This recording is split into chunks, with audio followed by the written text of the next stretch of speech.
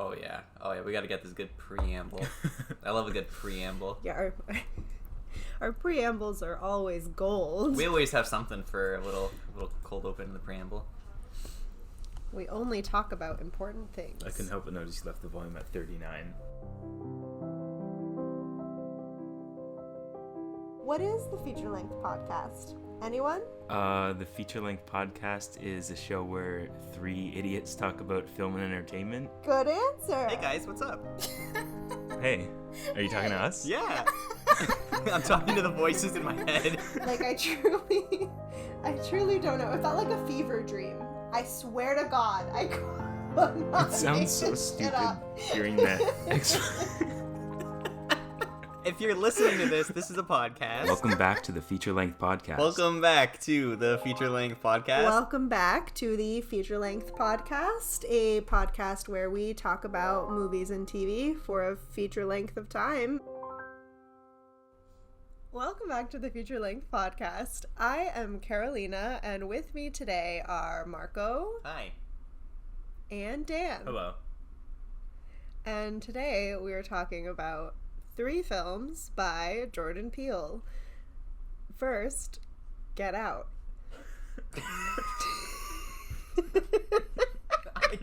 I'm on something today. I don't know what's happening. Very uncomfortable energy, but please. It just sounded like a command. Like, I know. First, get the fuck out. I'm really glad this wasn't a live one. Yeah, no, yeah. I don't know. I was up really late. I had a lot of alcohol. I'm still in my pajamas, you guys. That's fair. Okay. So I don't know how we're gonna edit this. I'll probably keep all this chaos Leave it all in. in. Just leave it all in. Yeah. Every episode should be a live episode. Yeah. Fuck it. No editing ever again. So Get Out, which was not a command, it is a film that I will now describe.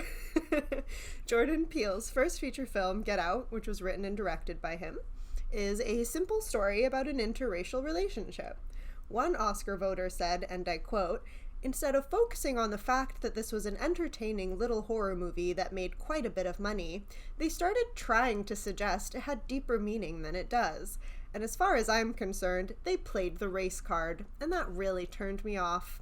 In fact, at one of the luncheons, the lead actor, who was not from the United States, was giving us a lecture on racism in America and how Black Lives Matter. And I thought, what does this have to do with Get Out? They're trying to make me think that if I don't vote for this movie, I'm a racist. I was really offended." In case you can't tell, I don't believe that, and it made me really mad to read, which is why I included it up front. But in reality, Get Out is a bone-chilling film that is all about racism in America and how subtle it can and cannot be, with Oscar-worthy performances from David Kaluuya and Allison Williams. It is an unforgettable debut that began Peele's iconic horror comedy career. Written and directed by Jordan Peele, 2019's Us is his second film, which, like his first, delves into the horror genre. It also incorporates elements of satire and dark comedy. The story introduces us to the Wilson family on their way to their summer home just outside of Santa Cruz. There's brother and sister Jason and Zora, their father Gabe, and their mother Adelaide. Adelaide has a troubling childhood secret from one summer when her parents took her to the very same spot for vacation. This incident has stayed with her ever since, and now whenever they return for family vacations, she can't help but feel uneasy. This time proves different, however, when the Wilsons are visited by a strange family of 4 in their driveway the night they arrive, who, upon closer inspection, seem to look almost exactly like each of them. After some frightening confrontation, the strangers corner the family in their home and reveal their shocking true nature. While Jordan Peele's first film, Get Out, was a commentary regarding racism, this next chapter in his filmography is one on classism. And although this film employs a lot more humor and self-awareness in its storytelling, it still provides the tension you'd expect from a Jordan Peele script, and there's a genuine message being presented along the way. Nope is probably the best sci-fi movie released by a major motion picture since Interstellar. Since the movie is still so new, I'm going to be as vague as possible, because in case you were wondering, this is a hard recommend for me. The movie stars a bottle of Kahlua and Aquila without the B. This brother-sister team have a major family history in show business, with their great-great-great-great-great-grandfather being the first person ever captured on film. I think that was too many. Yeah, I don't know. I just put a lot of grades. Don't worry about Or it. not enough. Or not enough. I didn't bother to look it up. Being the first person ever captured on film and a short reel of him riding on a horse. Years later, the family continues the legacy by providing stunt horses from their own family farm for film/TV shoots. There's also a wild-ass monkey. That's all I'm going to say plot-wise, because with this movie being so recent, I strongly recommend watching it. Jordan Peele once again stunts with strong direction, weaving in not just themes of black erasure, but also Hollywood's obsession with spectacle, and managing to do so in a movie that, in and of itself, captures the old-school spectacle associated with something like Close Encounters of the Third Kind. Or, in other words, what I loved about this movie most is how it felt like a movie. Interesting science fiction meets a strong director who's equally interested in social politics as well as anime. Nope is the best movie that your dumb friends with bad opinions saw and said, I don't get it, it was really boring. Alright. Okay, before we get too far into it, I need to say, in my notes, I wrote, it was David Kaluuya for some reason, and I paused before I read it, but I still read it, realizing that's totally not his name. Yeah. It's Daniel. Okay. So I just wanted to let people know that I am aware of that. Yeah. Don't know what I was thinking when I wrote it this morning. We will refer to him as Daniel going forward. Perfect. And that is who I'm talking about. We're doing great today. Oh, In fantastic. case you were wondering, I'm doing awesome. This is great energy we have here. I cannot wait. I'm really excited to talk about these movies. Yeah, me too. I am too. So are we just going in order, or are we doing like a coagulated? Ooh, coagulated. That's a nice word. We didn't decide. Should we, Like coagula? I was gonna say that was an unintentional pun, actually. Very nice. Should we maybe just do like our recommends first. First watches, recommends, Then we can do whatever we want. and then we'll just go through and talk about the movie. Sure. Probably in order, because that's normal. Okay. Yeah. Okay. So, I watched all of these films before we decided to do this episode. I saw them all probably right after they got released. I don't think I saw Get Out in theaters, but Us and Nope I did. But I remember watching Get Out as soon as I could get an illegal version of it, because it was getting Oscar praise and Oscar buzz before the nominations were released. And I feel like I kind of recently got into taking horror seriously. It used to be something I just watched when people forced me to be scared. And this movie came out at right around the time when I was like, oh yeah, horror movies can be good and Oscar worthy. And this only reinforced that opinion, obviously, because it's so good. And deep pandemic, like the first summer when we were still in bubbles, my friends and I used to do something called, I don't even remember what it was called, but we would watch like 2 movies every Friday A double with my feature. bubble. Yeah, double feature Fridays. There we Double feature go. Fridays. We've Yeah, done I knew double there was a features on the name. show before. I wanted to say feature length Fridays, but I was like, no, that's the podcast, That's the podcast, and yeah. that's not the same. Yeah, double feature Fridays, and one day we did Get Out and Us, because Nope hadn't come out yet, duh. And obviously, surprise, surprise, it was a great double feature. I'd never watched them back to back, but I rewatched both of them and loved them. And Get Out was always my favorite. Like, even after I saw Us, I was like, yeah, Us was fine, but compared to Get Out, pretty meh. Just because Get Out was so good. Unfortunately, his debut really made it hard to compare everything else to it.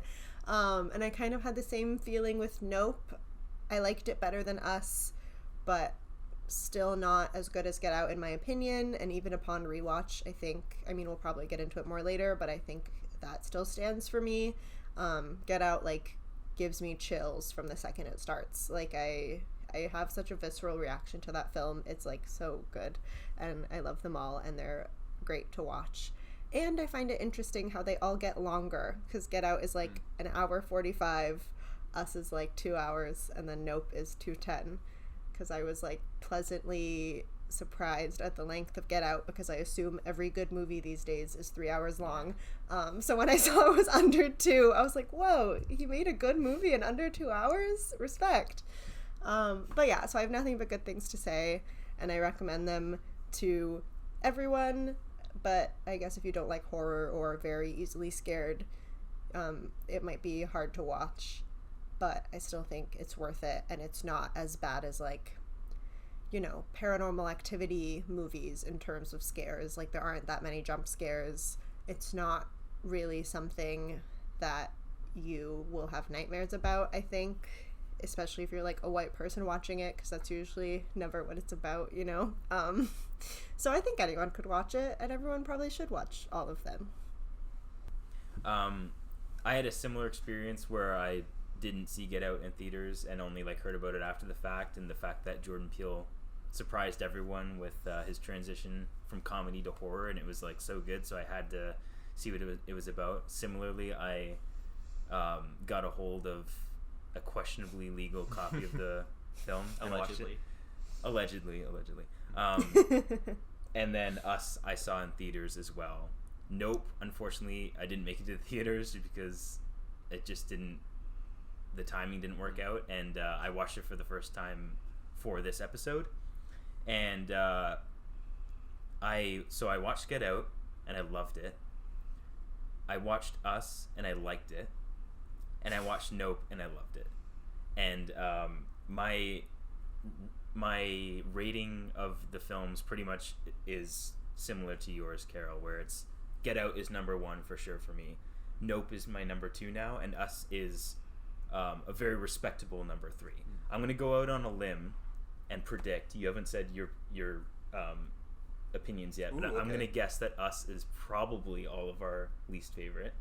You don't have to confirm. All right, we'll get there when we get there. It's based off what Carol said and how I am aware of, like, your film opinions and how similar they are to mine. But you're your own person. But anyway, that's my guess. Us, I have to put it out there, is better than, like, 90% of horror movies I've ever seen. It's just the weakest of these 3, which is saying something. Us was, like, it's like you said, Carol, like, it's fine. It's still a pretty chilling experience, especially the first time. But I was actually surprised on how much I also liked it the second time. But it didn't have the same tightness that Get Out did, and I think it also has to do with what you're saying about the runtime. I think that probably contributed a little bit. The fact that Get Out is as tight as it is, and it's like 1 hour 45, like, you're in, you're out, basically. It really flies by. And also just the scares in Get Out. None of these movies are very jump scare heavy. I just feel that the shocking revelations in Get Out are more powerful than the other 2 films, and more lasting with you, or with me at least. And then as for Nope, which is the newest of these, which I am also the newest to, I was pleasantly surprised, although I will say I was waiting for that Jordan Peele-esque twist that never really came, but that's fine. Like, it was a more traditional, like, horror thriller from him, which was also nice to see as a nice change of pace, and I had a really good time with it. And one thing I specifically appreciate about Nope is, as you said in the intro, Marco, it being able to be, like, it's a horror movie, but it also, the whole movie in itself is a nod to, like, cinema history, which we'll get into, of course. But my recommends are basically, I would recommend any of these 3 to people that like horror or thrillers or want to see a film that has something important to say. I think all 3 of them have important things to say, different important things to say, and they should all be checked out if that is your thing. And I would also add to that, like, even if it isn't your thing, I think Get Out and Us are, like, specifically important to consider watching in today's, like, society. And then Nope is just a more traditional, fun sci-fi horror.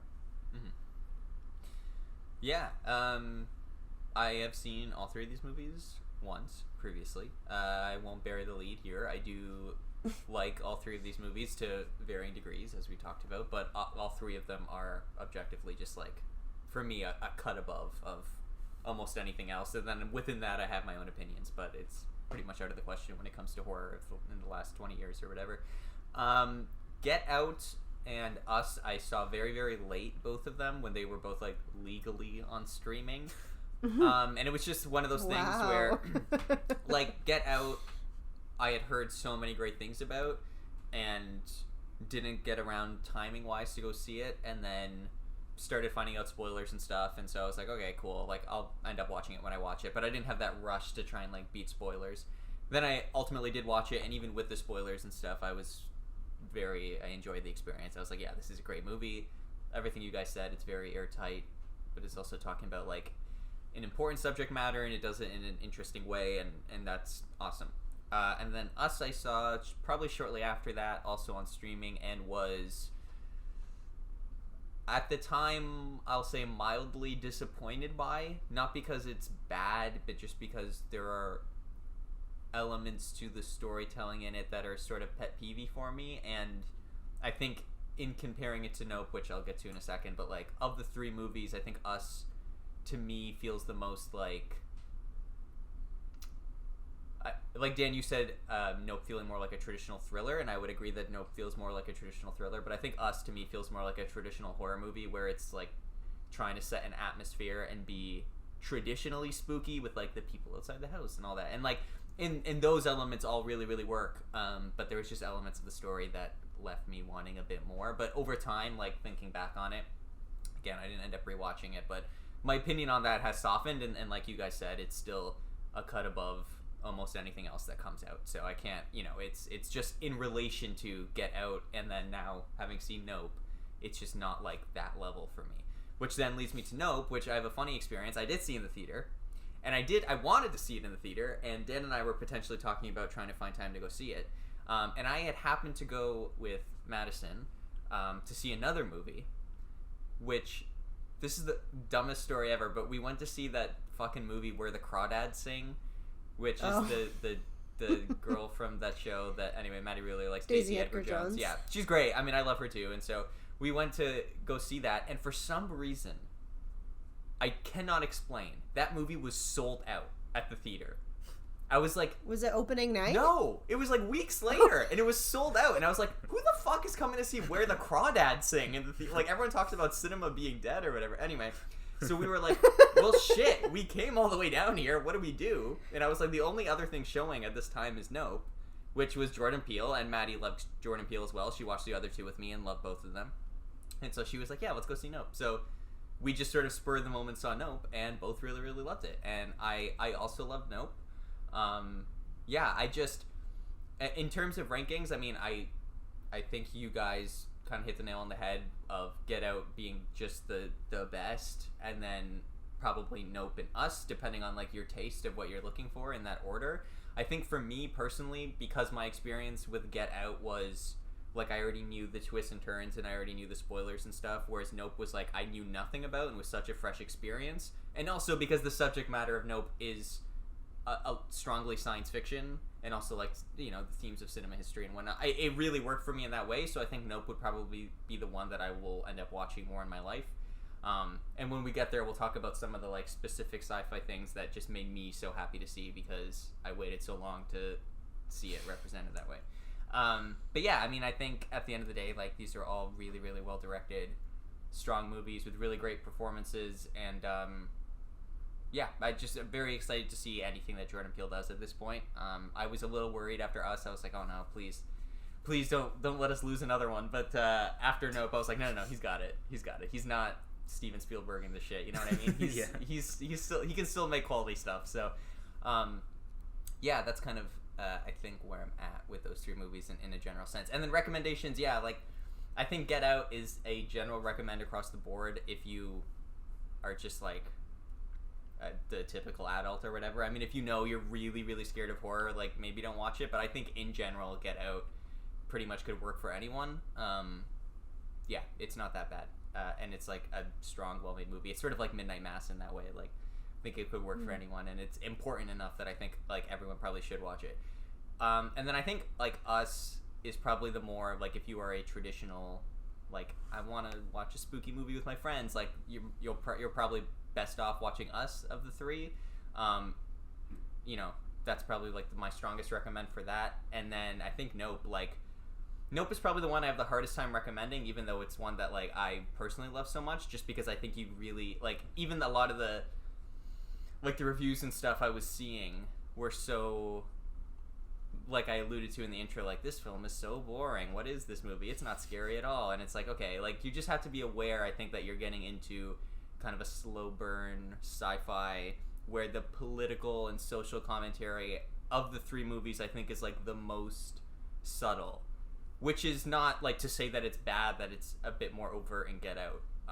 But yeah, like, it's just not gonna be on Front Street. Like, you kind of have to just like take in the experience and like think about it, and some people just can't do that. So if you're one of those people, don't watch Nope. But if you are into good sci-fi and maybe like sitting on an experience and talking about it and stuff, yeah, I think Nope is a strong recommend for me as well.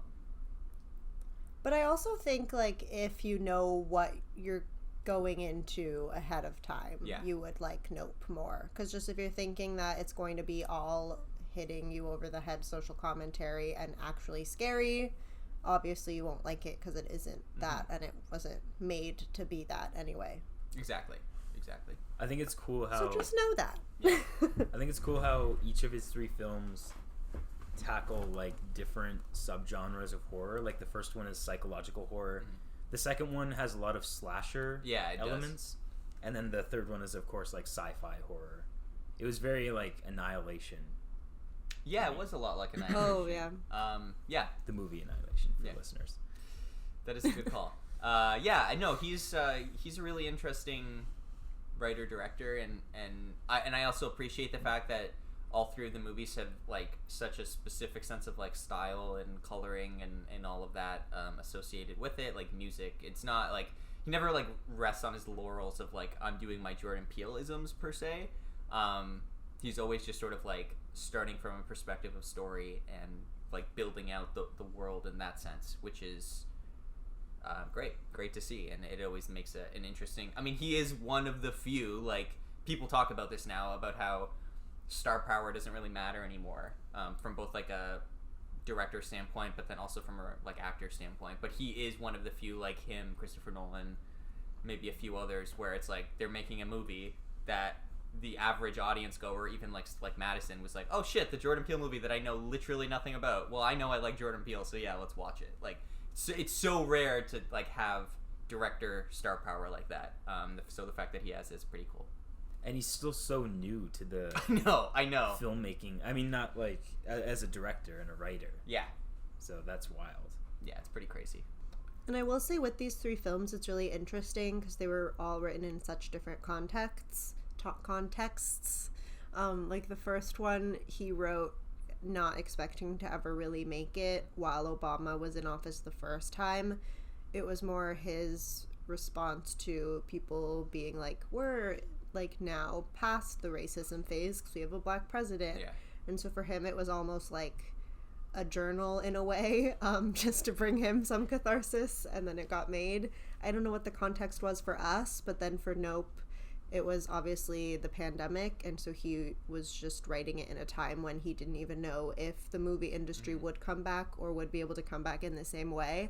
So he was like, if it ever does, I'd love to just make a spectacle, kind of as a way to re-enter with a bang after a time of making nothing, to be able to make something huge like this would be great. And so, yeah, I don't know if that kind of plays into how the movies ended up, I think. Because maybe with us, after the success of Get Out, he knew he was going to be making a movie. Maybe that's why it's a little bit weaker. Maybe he got in his head a bit, but yeah, really interesting to read about him and his process and his loves and inspirations. But I'll get into it more as we talk about all the films. Yeah.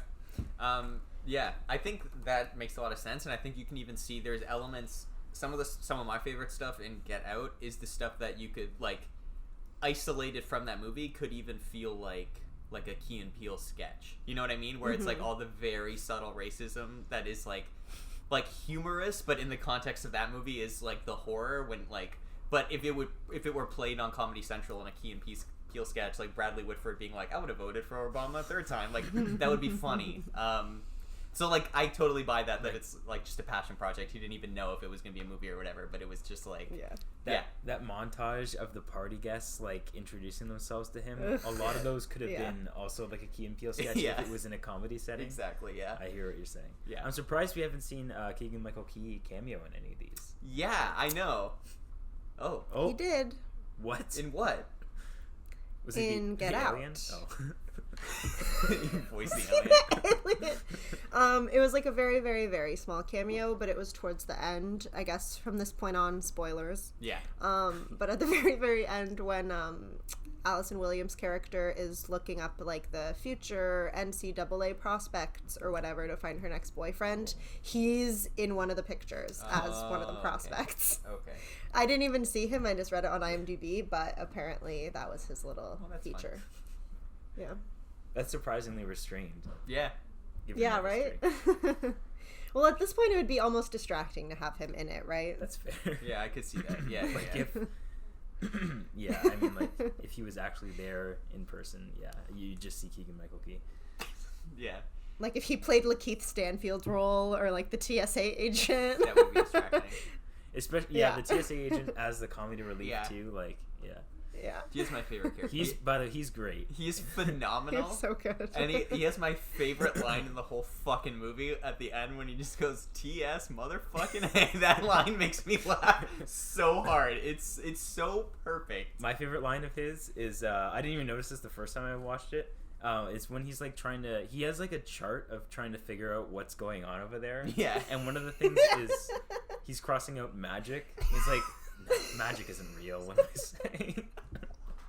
Like the fact that he even wrote that down, like there's a possibility. Yeah. That is funny.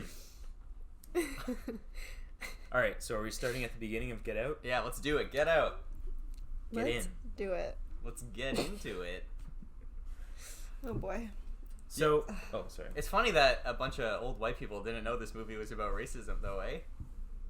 I don't think that's funny. I think that's trying to find a deeper meaning. Crazy. Yeah. It's pretty crazy. It is pretty crazy. So, I think this movie's really fucked up. Yeah, no, yeah, it's very fucked up. Yeah, this is like what? Like there's, like I said, these movies are not jump scare heavy at all, and this is one of the creepiest fucking movies I've ever seen. Like the conversations that are had in this movie, especially at the party scene that we were talking about, it's like, wow, this is like, that's the horror of this movie. Yeah. That's literally like the horror scenes where like in other movies you'd have a jump scare. It's like this stuff. It's just like what's being said, because this is this is a portrayal of actually how the experience of like African Americans in like a social setting have had to go through, and that's like the reveal of that, especially like watching it as a white person. It's like it's very telling, and that's like why I think like we said, this first movie is about racism, the second one is about classism, the second one is a sci-fi, and I think of all of these, it goes from, if I had to rank all of the themes on a scale, it would be like most complex to least complex. We'll get to the themes in Nope, and there are more than just like aliens, but I think this aliens. one I think this one is spoiler. like the most important of the three. And it is very like to put it in perspective, when I watched the Red Letter Media review for this movie, I think it was Mike who said he wasn't very shocked by the twist, and maybe that was just because it was like overhyped or whatever, or he had it spoiled or something. But I remember the first time watching this, I was like, wow, I could not have seen that coming. Yeah, that's like, and I think that's a somewhat to the detriment, and we've talked about this before, but like when a movie comes out and it's like it gets so much hype, and then you're like waiting for the thing, and then even like in my case, having known the twist, it was sort of like, okay, I didn't know you had this spoiled for you. I did, so I was like, okay, let's see like how the twist is gonna happen, and I think it still works. But I couldn't, like, if you were an opening night like audience going to watch this movie in a theater, that twist would be the most out of pocket thing. Like, I don't know how you could like accurately predict like to that level that twist. And it's funny because they suggest it in the movie before it's revealed. Multiple especially times, like what's his character's name? Lil, Rod. I keep calling him Lil Ray Howery. There we go, Rod. Yeah. Like he a couple times jokingly suggests that that's like mind control is what's happening, and they're enslaving like black people as like and then that actually is the twist. But like it's like a twist on a twist. Like it's something I've never seen before. It is like and that's the. Sorry, I didn't want to cut you off. I was just gonna say it is like. It's like a Key and Peele sketch in that it's like, what's the most crazy thing we can come up with, except like put it in a horror setting. Yeah, exactly. Well, yeah, that's kind of what I was gonna comment on. Is like, yes, the twist, even though it was hinted at, seemed so unbelievable, and that's I think why they felt so comfortable saying it outright or suggesting it outright from the beginning.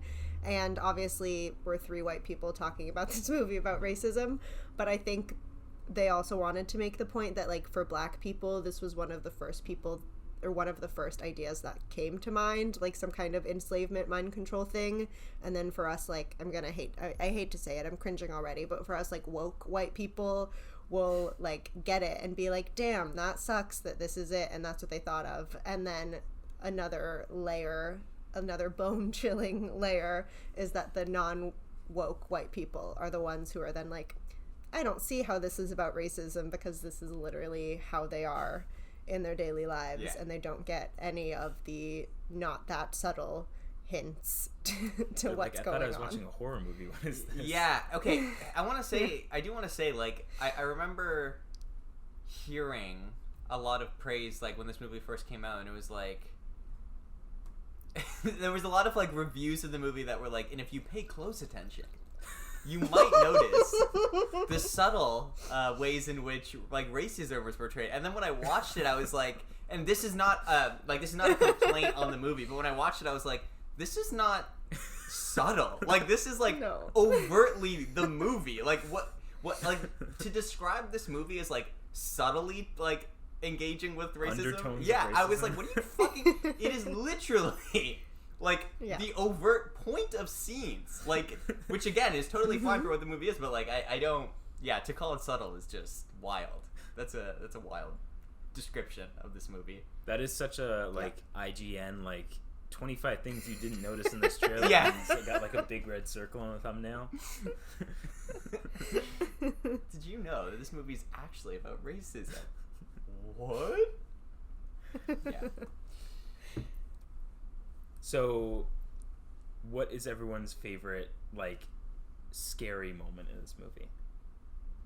Ooh. And I know we're not, like, jump scares isn't exactly what I mean, because as we said, they're really, this isn't that type of movie. Mine, okay, I'll start with mine, okay? Mine, well, honorable mention first, and especially the first time I watched it, was the scene where the person we find out is Allison Williams's grandfather, like in as the runner, and like running towards the camera. Yeah, I was gonna say the music sting. Yeah, that was creepy as fuck. But also, my actual answer is the scene with where Georgina like talks to Chris about unplugging his phone. Like he discovers it's been unplugged a couple times, and she like comes up to him and apologizes, and she just like. She starts crying, but she's creepily smiling, and you can see the actual, like Georgina, like coming out and just like clawing out almost, but just not being able to. And of course, after we find out about like the sunken place, that hits even harder because like that's you see her, you can envision her in there and what that must be like. Also, I guess another honorable mention, because I just mentioned it, that sunken place sequence is classic. Yeah. And I just like how it's shot with like the frame of the movie getting farther away from Chris. Like he's now watching a movie because he has no control of his body anymore. I think that's great. That whole sequence is fantastic. Yeah, it's really good. I'll throw in the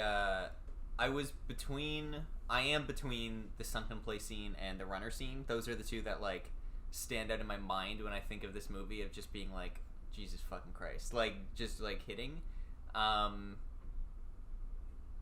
If I had to pick, I think I would probably still pick the runner scene, because that shit, especially on first watch, is very like, it feels, even though it's not like classic horror in a lot of ways, it feels like a very classic horror thing. I don't know, it's hard to explain, but like, yeah, something about that just like is very unnerving and creepy. Just seeing someone at night sprinting towards you. Yeah, like it really is like, oh shit, okay. Like that was one that like really got me, and just like as a visual stuck out with me. Like conceptually, I love the second place scene so much, but I don't feel like that was more of like an awesome shock of like, holy fuck. But I think the runner scene is the one visual when I think of this movie that comes to mind of like scary. Like the closest you would get to like a traditional scare in a horror movie. Well, especially since you're in Chris's shoes and you don't know what's going on. Yeah. And with no context. Yeah, exactly. Obviously, it makes sense later and upon other rewatches. But yeah, the first time it's just like, what the fuck? But interestingly enough, neither of mine were mentioned by you guys. So, fresh perspective over here. My favorite is just the actual silent auction scene. That always gives me chills to watch, because even at that point you don't entirely know what's going on. Obviously most people can piece together that some type of auction is happening, but you still don't know the extent to what's going to happen to him. So just them panning around at people bidding, so good. And then my honorable mention is when Allison Williams is on the phone with Lil Ray eating her Fruit Loops and drinking her milk, and her face is completely deadpan, but her voice is giving a very emotional performance and making it seem like she's concerned as to Chris's whereabouts. So good. That was chilling too. Yeah, that whole like, she's in like this white jumpsuit and she just like looks inhuman, and she's talking to him, making absolutely no no emotion on her face whatsoever. Also, what bothers me about the cereal scene, besides the fact that she's eating it separate, is not only that, but she's biting this, like she can't even put a whole Fruit Loop in her mouth. Like, she's biting it in half, and disgusting. What a psychopath. She's a psychopath. Who eats cereal like that? Now what? What do we even begin to discuss with this film? I have no idea. I do want to go in kind of a broad sense. I mean, it applies to all three movies, but since we're talking about this, like, I love how much of like an actor's director Jordan Peele is. Like, just the way that like, not only does he have actors that he in particular likes to work with, but in general just seems to really bring out great performances in everybody. And a lot of that has to do with, obviously, like when it's good writing, it's way easier to perform than if it's like shit writing. But at the same time, you know, something can be well written and have like a horrible director and not work out. And I just like that ability to capture like spectacle and story, but then also like really honest performances and stuff is a tough thing to manage. And everyone that works with him seems to really like working with him, and I think you can tell because I've literally like everyone that's ever in one of his movies, like their best performances I think are in his movies. Like he just really brings out the best, and I think the same is true of Get Out. Like fucking incredible performances across the board of this entire cast. And I think it helps that he was an actor. Oh yeah, himself. definitely. Like, yeah. That I've always been, or not always, but I used to be like skeptical of actors who, to me it always seemed like an ego thing. Like they thought they were such a good actor that they're like, oh, I can direct. Yeah. And then, but like there are so many cases where it's so true. Like having acting experience yourself, it makes sense that it goes a long way when it comes to directing another person to act. Like you know the process, the internal process of how to put a character out, like a performance out, and to be able to put that into words alone helps a lot because of his own acting experience. So yeah, definitely. That definitely comes out on all of his movies. The acting is always impeccable. Yeah, and I will say, like, obviously him being an actor plays a role in how good he is, but I think he even just has a good good instinct, good sense, because even like the casting Yeah. was amazing, and so meticulously thought out. Like he wanted Bradley Whitford because he wanted people to see this character and be like, oh, this is, yes, like a white liberal looking man, because of his role on The West Wing. Marco, I already knew that. Context for the listeners. Yeah, can I say fun fact about that? I think I heard it on a podcast or something, but Yeah.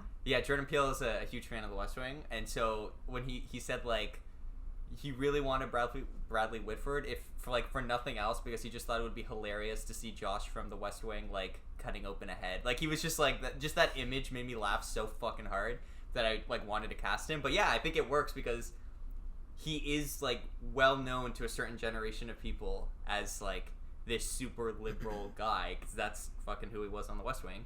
So yeah, to have him be in this it's off-putting, but, like, in the best way. It's like to have that ability to, like, cast someone and just have the casting itself be off-putting, let alone the performance. And, like, Bradley Whitford's a great actor, like, so cool. But I will say we almost got a version of this that I think would have been bad. Oh. With Eddie Murphy as the lead role instead of Daniel Kaluuya. I read about that. Because this whole film was based on an Eddie Murphy joke from his special Delirious in 1983, where he made a joke saying that, like, why do white people not leave when there's a ghost in the house? And if it was a black man, he would whisper to his wife, get out, immediately, and they would. But I guess in recognition of that, that's why Jordan Peele was considering casting him. I don't know why else he would do it, because it does seem weird, especially, like, what was this, made 2017? Eddie Murphy's like in his 50s, 60s? Yeah, like, he's must be not 60s a by young now. dating man. Yeah, so that would have been an interesting take. that part of it would have been weird. Definitely. I'm sure he is a good actor. Yeah, but I know what you mean. Just the age thing would be really weird to, like, explain away. But I don't know, like, Eddie Murphy in a horror setting, I've never seen that before. I haven't either. I like Haunted Mansion. Hello. Okay, well, that's like, come on, that's a kid's horror movie. That's a kid's movie. That's not. But while we're on the topic of casting, I think this is Lakeith Stanfield's, like, one of his first hits, right? I think it just came at the beginning of a very busy time for him. Yeah, it was. Because I don't remember when Atlanta started, but he was in that too. Oh, it's around. That the might same have been time. that year, actually. Yeah, because it was this, and then Sorry to Bother You, and that was really other recent, though, things wasn't it? he was in. That was like last No, that year. came out like 2018, 2019. Sorry to Bother You. I saw that pre-pandemic. Really? I'm thinking of something else then. Time makes no sense. I know. But yeah, like, I wish he was in it more, because I like him a lot as a performer. He's really Yeah, good. he's so good. But Yeah. like, actually, when I was talking about my favorite, like, creepy scenes in this, that is also one of the first ones I think about, is like the whole revelation, because we start out the movie with him. Yeah. And I mean, even that scene is really well done. But then, like, halfway through the movie, running into him again as, like, a completely different person, that was great. Mm-hmm. And his, like, when he freaks out with the camera flash, fantastic. Yeah. Yeah, he's really great. He is fantastic in this. Yeah, across the board. Is this Daniel Kaluuya's, like, first thing? I can't remember. Because, he was in Black Panther, which was after this, but I don't remember what he did before. He was in Black Mirror before. Oh, shit. Yeah, that's right. Yeah. That's the only thing I know of and he before was this. acting on British television for a while, I Okay. think, because also this film was lightly based on some show called, I think, like Psychoville or something that he was in. Yeah, I don't know. I guess he likes horror a lot, but it's one of his first big, I think, things in North America. Yeah. But he has been in a lot. He was in Kick-Ass 2. Really? Sorry, obviously I'm Googling now. Yeah. I'm surprised. But yeah, he was in Kick-Ass 2 as For him. Black Death. But yeah, it looks like that was his first big thing. He was in Sicario, Oh, was he? The first one? 2015. Yeah, that's the first one. I don't even remember him being in that, but also I was, like, not paying attention to that movie too much because I didn't like it. Yeah, but short answer, yes, his first big film. if you don't count Kick-Ass 2 or Sicario. Yeah, okay, I do not. So this was this is his big break. Yeah, his big break. Good for him. Wasn't he nominated for this? I thought too. Yeah, I he think was. so. Yeah. He didn't win, but Yeah, of course not. he But should've. I'm glad he was. I don't know who else he was against, but And speaking of just nominations, like the fact that Jordan Peele won Best Original Screenplay on his first movie, cool. how do you come down from that? I know, yeah, that's well, and I think Carol, to your point, I think a lot of that pressure is maybe why Us Yes, bites off a bit more than it can chew in terms of what it's trying to do. But yeah, I mean, just great. but also like he wrote Get Out, as we've said, for himself, and it was like years before the planning even started, pre-production. Oh, yeah. And stuff. And then Us was, as far as I know, probably not started until after he was finishing Get Out. So like even the fact that there was less time spent writing that one, it's kind of evident, and like that was more, I'm sure, more studio pressure. Yeah, I would think so. I think more of a traditional like make a movie for us. Yes, Okay. even on top of audience Yeah. pressure, it's like studios loved Get Out so much, and he was just like pressured to recreate the magic again. And, Definitely. You know, and again, we said like Us is still an impressive second outing. Yeah.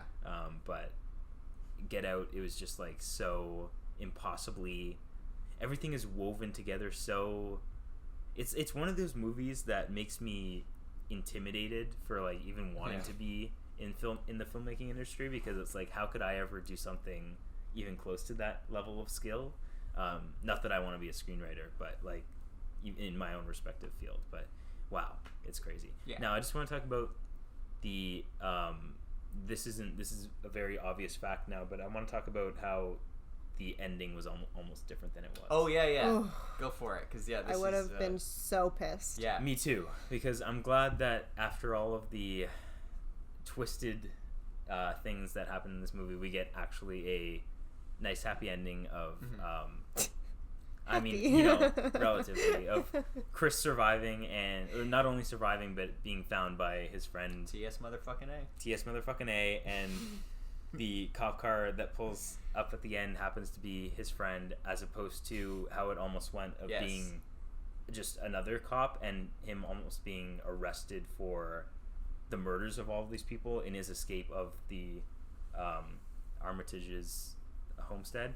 That, here's the thing, like that would have been more hard-hitting, because like it would have driven the message home more. But I think we all agree that like, and obviously even Jordan Peele, because he chose to, this is like a last minute decision, but the fact that like Chris gets to survive all of this, like not only win but survive the aftermath of it, I think that it is for the best. Like they're two very strong. He'll be traumatized for life, but he survived. I mean, wins is like a strong word for what happens here, but the fact that he doesn't, I mean, overtly lose. Exactly. You know what I'm trying to he's say. not getting arrested. Doesn't die or end up in jail forever. And I think or end up trapped in a white person's body, exactly. or have a white person in his body while he is trapped. Yeah, that was that's another thing I wanted to say is, well, we mentioned this earlier. The fact that we see what's his name? The West Wing guy. Oh, Bradley Whitford cutting open a skull in this movie, and that's one of the least fucked up things in this movie. Yeah. It says something. Yeah. Good times. Going back to the ending though, I think I had heard like a tangential fun fact to that fun fact, which was that I think in test screenings they did, because I think if I remember the story correctly, he was like between the two endings. Like he didn't know if he wanted like it to be an actual police officer and it's like everything's fucked, or his friend. Yeah. But then in test screenings, he found that whenever the cop car would pull up, like that's what got the reaction out of people. Like that's what made the people be like, oh shit, like have that reaction. And so he was sort of like, oh, it doesn't really matter what happens after, like who gets out of the cop car, because the point is driven home when the cop car shows up and you have that reaction. Like once you have that reaction, then like the message of the movie is driven home. And then he was like, okay, so then we can have like the happier ending, because you've already gone on that emotional journey, you get the point, and then you're left with a tiny little bit of glimmer of hope at the end, which I do agree, I think makes for a better ending, because I think you get the impact without having to leave the theater completely depressed. Yeah, it's like, if you can get the meaning out of it anyway, why punish the character further? That's just masochistic at that point. Yeah, totally. I didn't know that. That's interesting. I mean, unless I completely fabricated that fact, but I am pretty sure I heard that fact somewhere, that seeing the reaction to when the cop car pulled up is when he decided that, like, he didn't actually need to follow through with the rest of the depressing ending. So, and I think that makes sense, because even just from my personal experience watching the movie, even with the spoilers I had, I wasn't like 100% sure how it ended or whatever. I just knew like the general plot spoilers. So then when I got to the end and the car cop pulled up, I had space cop when space cop pulled up, I had the same. That was a twist. Yeah, that was a real twist. I did have that reaction as well, where you're just like, oh, for fuck's sakes, can this guy not catch a break? But again, yeah, it's just so good. Such a nice little button on the end of the movie. Yeah.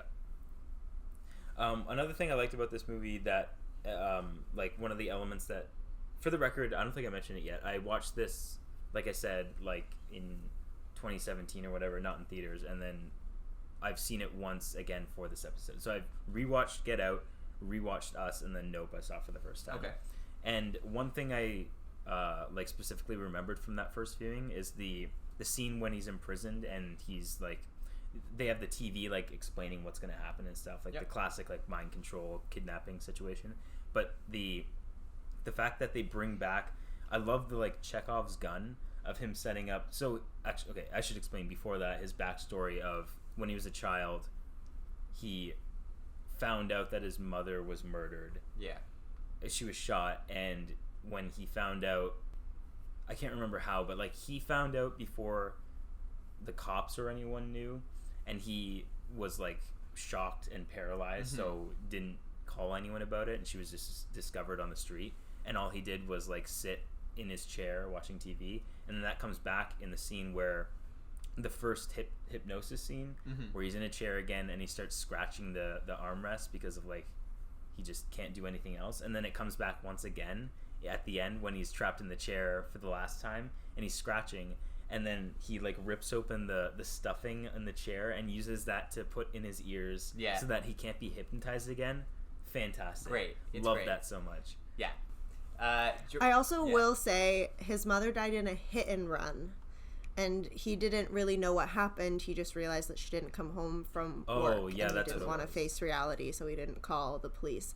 And I didn't put this together, but in researching my fun facts, because of his backstory and his never-ending guilt of not calling the police sooner, because his mother was technically still alive after the initial hit, when they are driving there and hit the car, that's why Chris insists on stopping to check on the deer, because he still feels bad about not checking on his mother. Interesting. I didn't put that together either. Nice, fun fact. Yeah. Jordan Peele is really good with he thinks of everything. He's a very strong like symbolism, like especially like visual symbolism, like drawing parallels between things. He's very, very good. Especially in Us. Yeah. And Nope, there's some good stuff in Nope too. Some good visual symbolism that I enjoyed. All right. Any final thoughts on Get Out, or should we move on to Us? I did want to say a couple of things from my research. One, that due to the success of this film, Jordan Peele became the first African-American writer, producer, director to earn more than $100 million in a debut film. Wow. So get that bag. And also, Lil Ray Howery says that now real-life TSA agents constantly recognize him. Nice. And I just love thinking about that. And just all the excited TSA agents, like, giving him props. There's not enough TSA representation in movies. Yeah. Why is it always about regular old cops? Yeah. You know? Let's get some fucking TSA workers in there. Everyone's favorite. I will also say that Daniel Kaluuya says that he really appreciated the party scene being so overtly horrific, because like obviously they were there to bid on him and that's horrific, but just the fact that he's like, oh, I've been to parties like this all the time, and the fact that there's one black person in a room full of white people isn't the type of like racism that people would normally clock and be like, oh, this is wrong. And to just have it in a horror movie felt very validating to him, that he wasn't feeling crazy for being like kind of afraid and unsettled when in those kinds of spaces. Just showing, once again, Jordan Peele thinking of everything. But yeah, I think that's it. Good guy, Jordan Peele. Okay. All right. So us time. All right, Carol. Mm-hmm. So I think Dan and I both definitively said this is our third of these three Yeah. movies. Would this also be your third, or do you? Oh yeah, absolutely. Okay.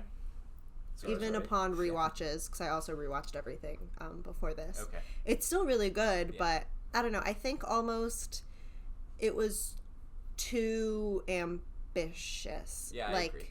because the story was so complex, like the idea in itself is like crazy and interesting, but it almost seemed like too much to have to tie up and explain in 2 hours. Yeah. Like it was just like too big, and even though it was still executed very well and the movie was still effective and scary and, you know, made as much sense as something with an idea like this could be, but yeah, I don't know, just at the end it still felt kind of forced and like still like things were not clear to me. Yeah.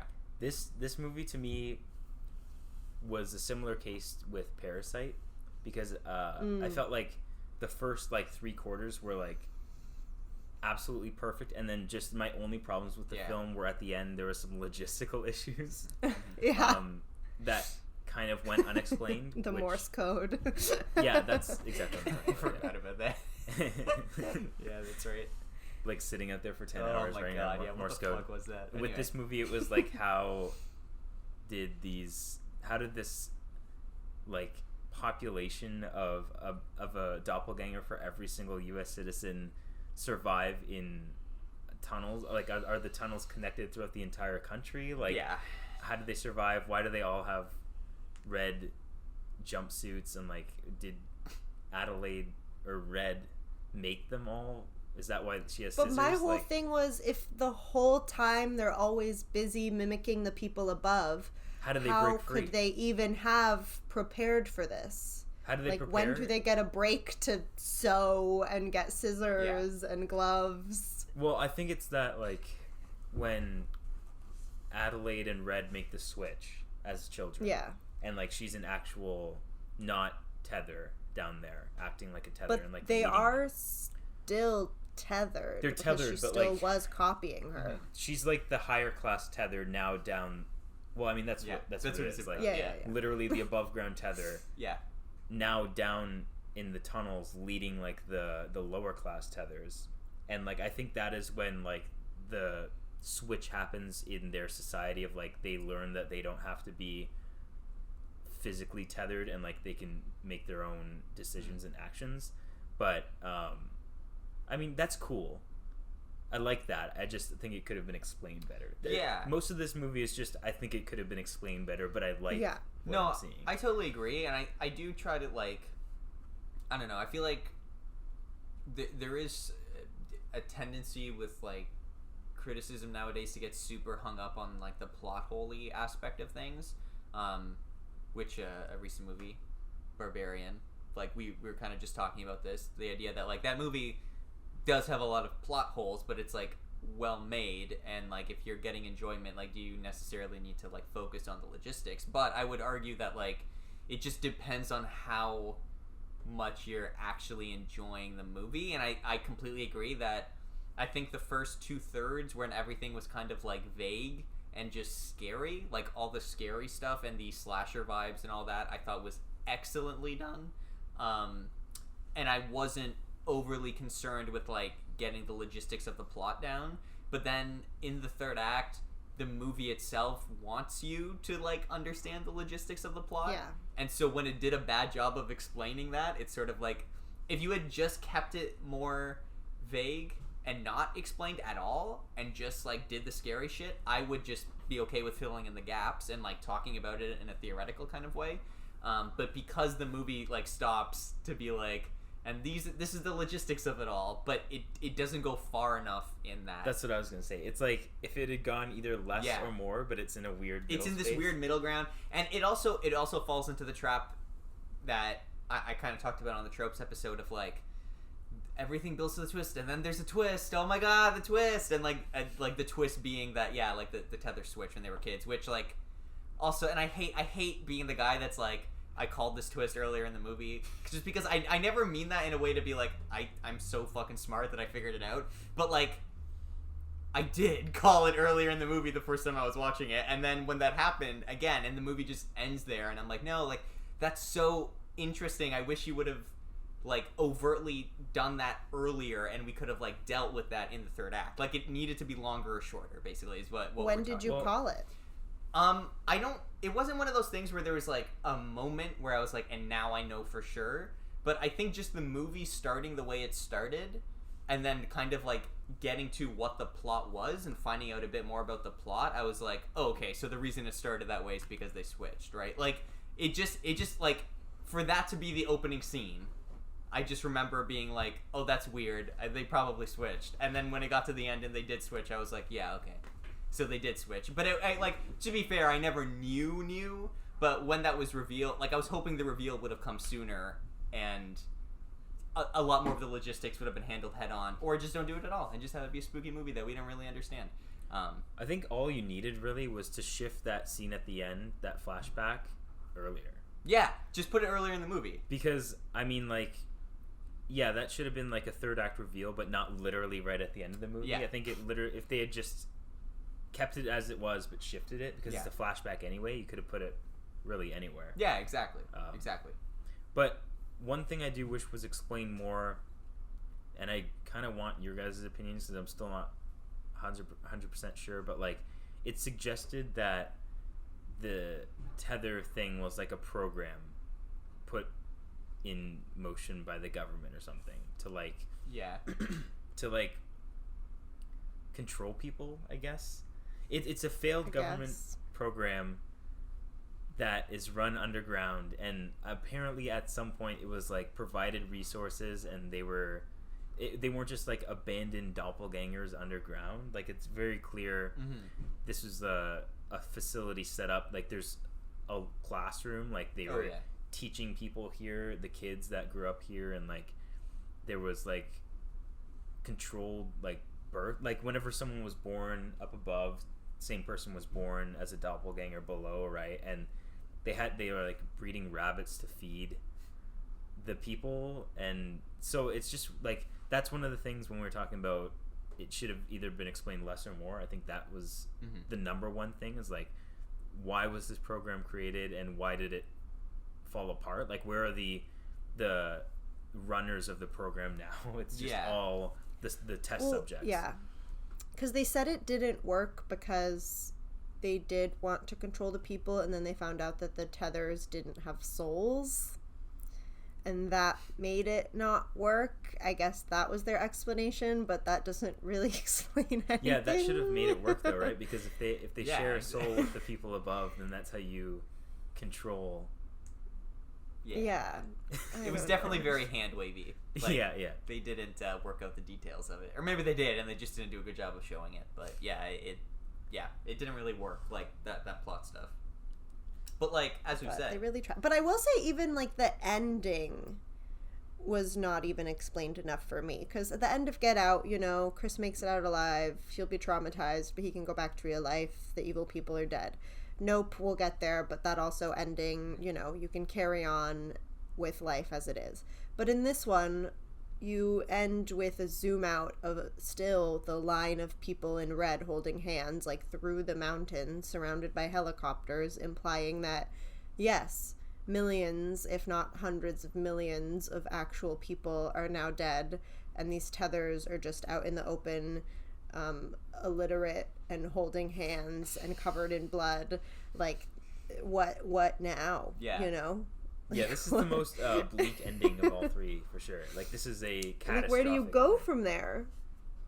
Yeah. I mean, I definitely think it suggests that it's like the final result will be one of each person, whether it's the tether that killed their like above ground counterpart or vice versa, and like you're just gonna have to live with whether you're a survivor of this or one of the freed tethers. Like that, I appreciate that it was ambiguous because it's just kind of it lets me picture this dystopian future that we don't get to see, but it would be very bleak to have seen it.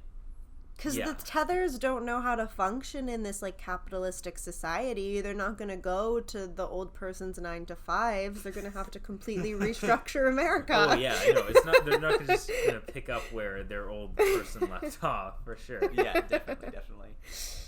But I like that. That is one of the things that I really did like actually about the movie is that like the scope of the effects of the end of this movie being the doppelgangers like revolution basically and their protest. I felt that was very world building and it expanded the world in this like Jordan Peele movie. Yeah, which I think is interesting because I would say like both of his other movies seem to be way more like focused in on like a couple characters, whereas this one like really expands it, like you say, like it expands the issue outwards in a way that the other ones are sort of like not interested in doing. So yeah, that is interesting.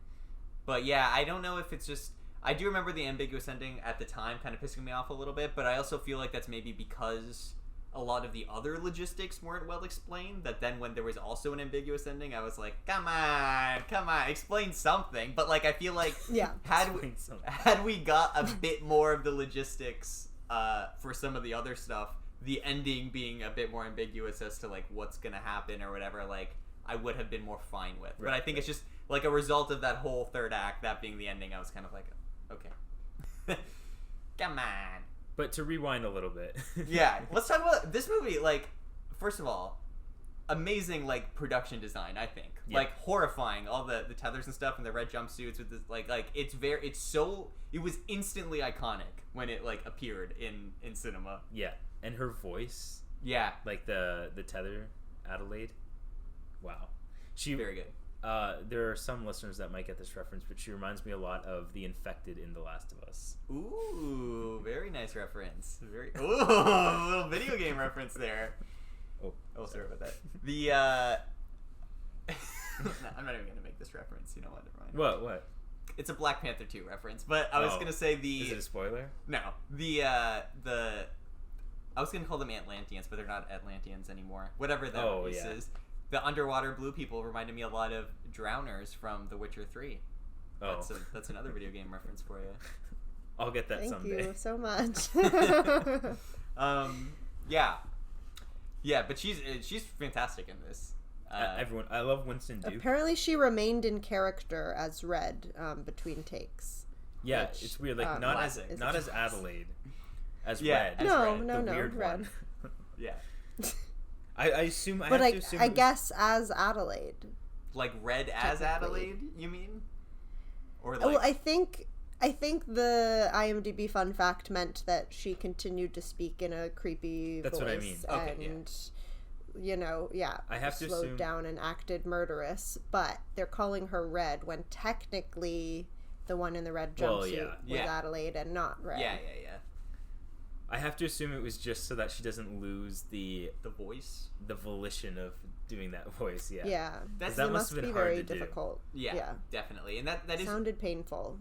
It sounds very painful, and that's also one thing. Like I know we always joke about like method actors being such assholes or whatever, but like the one break I give them is I understand if you're doing an accent or like something with your voice. It's hard to drop that and then pick it up. Absolutely, again. I completely get that. It's more just like when you're pretending to be the Joker in real life. That it crosses a line. So as long as she wasn't like stabbing people, you know, if she was just doing the voice, and it was between takes as opposed to 4 weeks. Right, you know, right. That's still very. That's also very in her different, personal life. Yeah, no.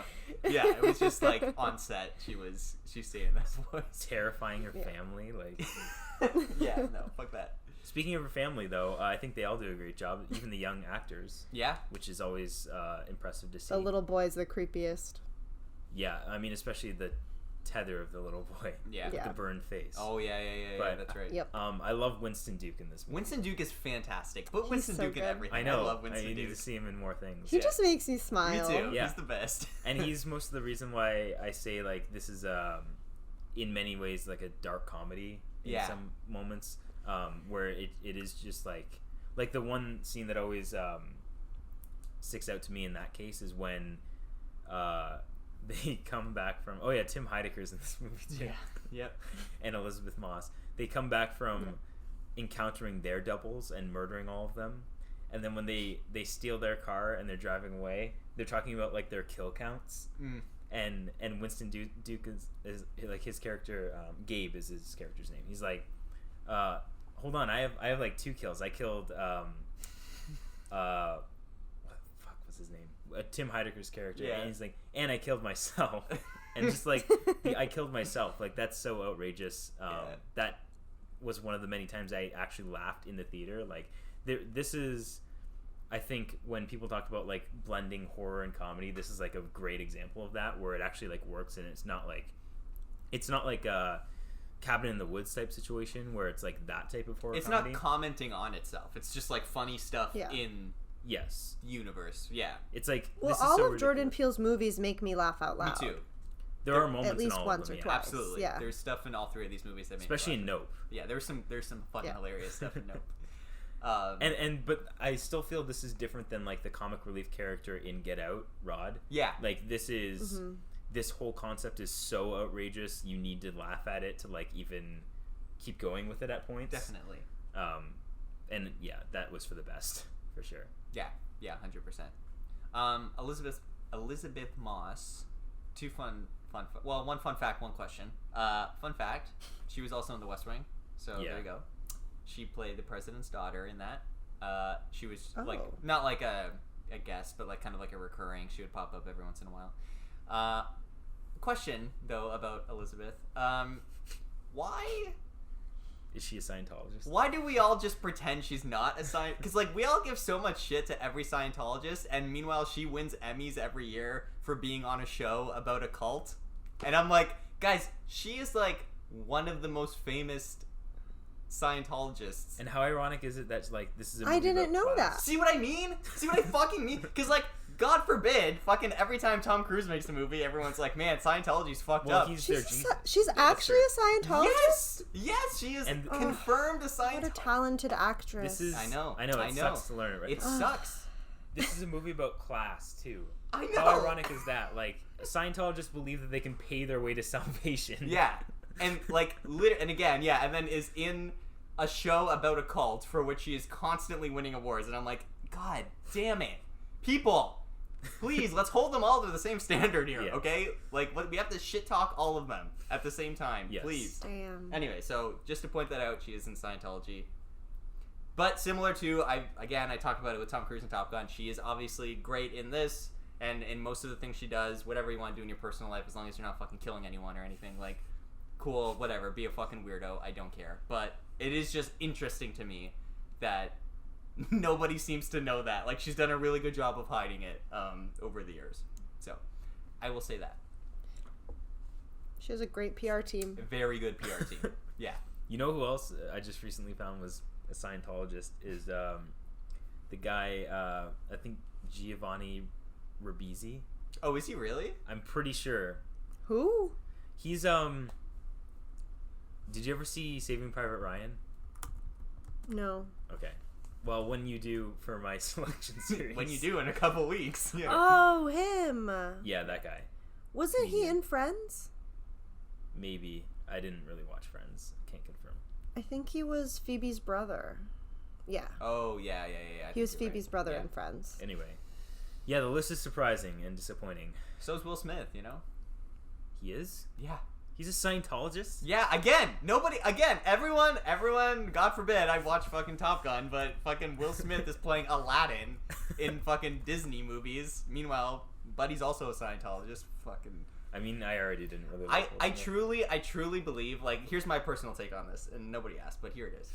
I think Scientology is, to Hollywood actors, just like a scam to get more famous. Like, I truly do not believe any of them. Like, I hope none of them actually take it seriously, other than Scientology has like a lot of money to throw into these people's careers to like help them become more famous. So you don't think any of them believe in the religious aspect? I have to believe so, because there's just so many like. But Elizabeth Moss was raised a Scientologist.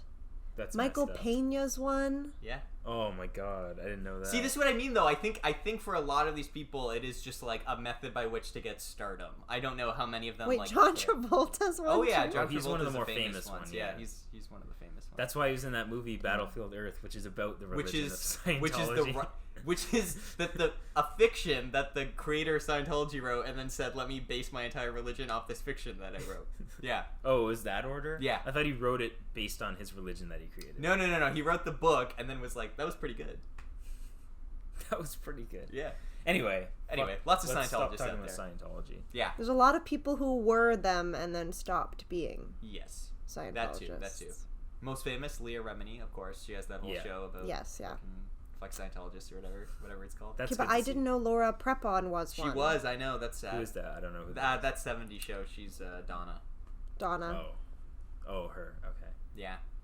Yeah. Damn. Okay, I'm done with this now. Yeah, it's sad. You don't look too far into it. It'll make you sad. I had a list. Yeah. Yeah. You just pretend it doesn't exist.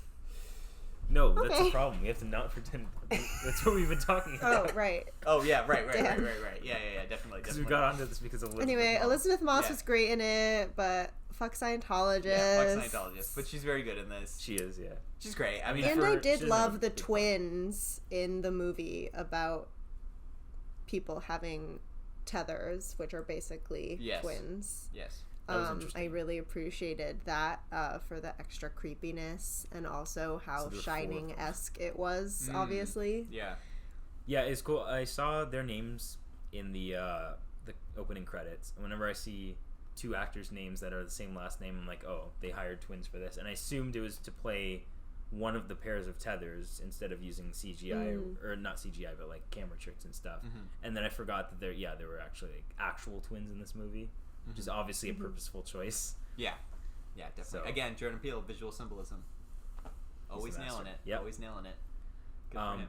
Speaking of that family, I think Tim Heidecker was pretty laughable at times, on purpose, Yeah, of course. definitely. And going back to like dark comedy, I love Tim Heidecker, so like all the scenes with him, loved. I just finding out he was even in the movie ahead of time. I was like, yes.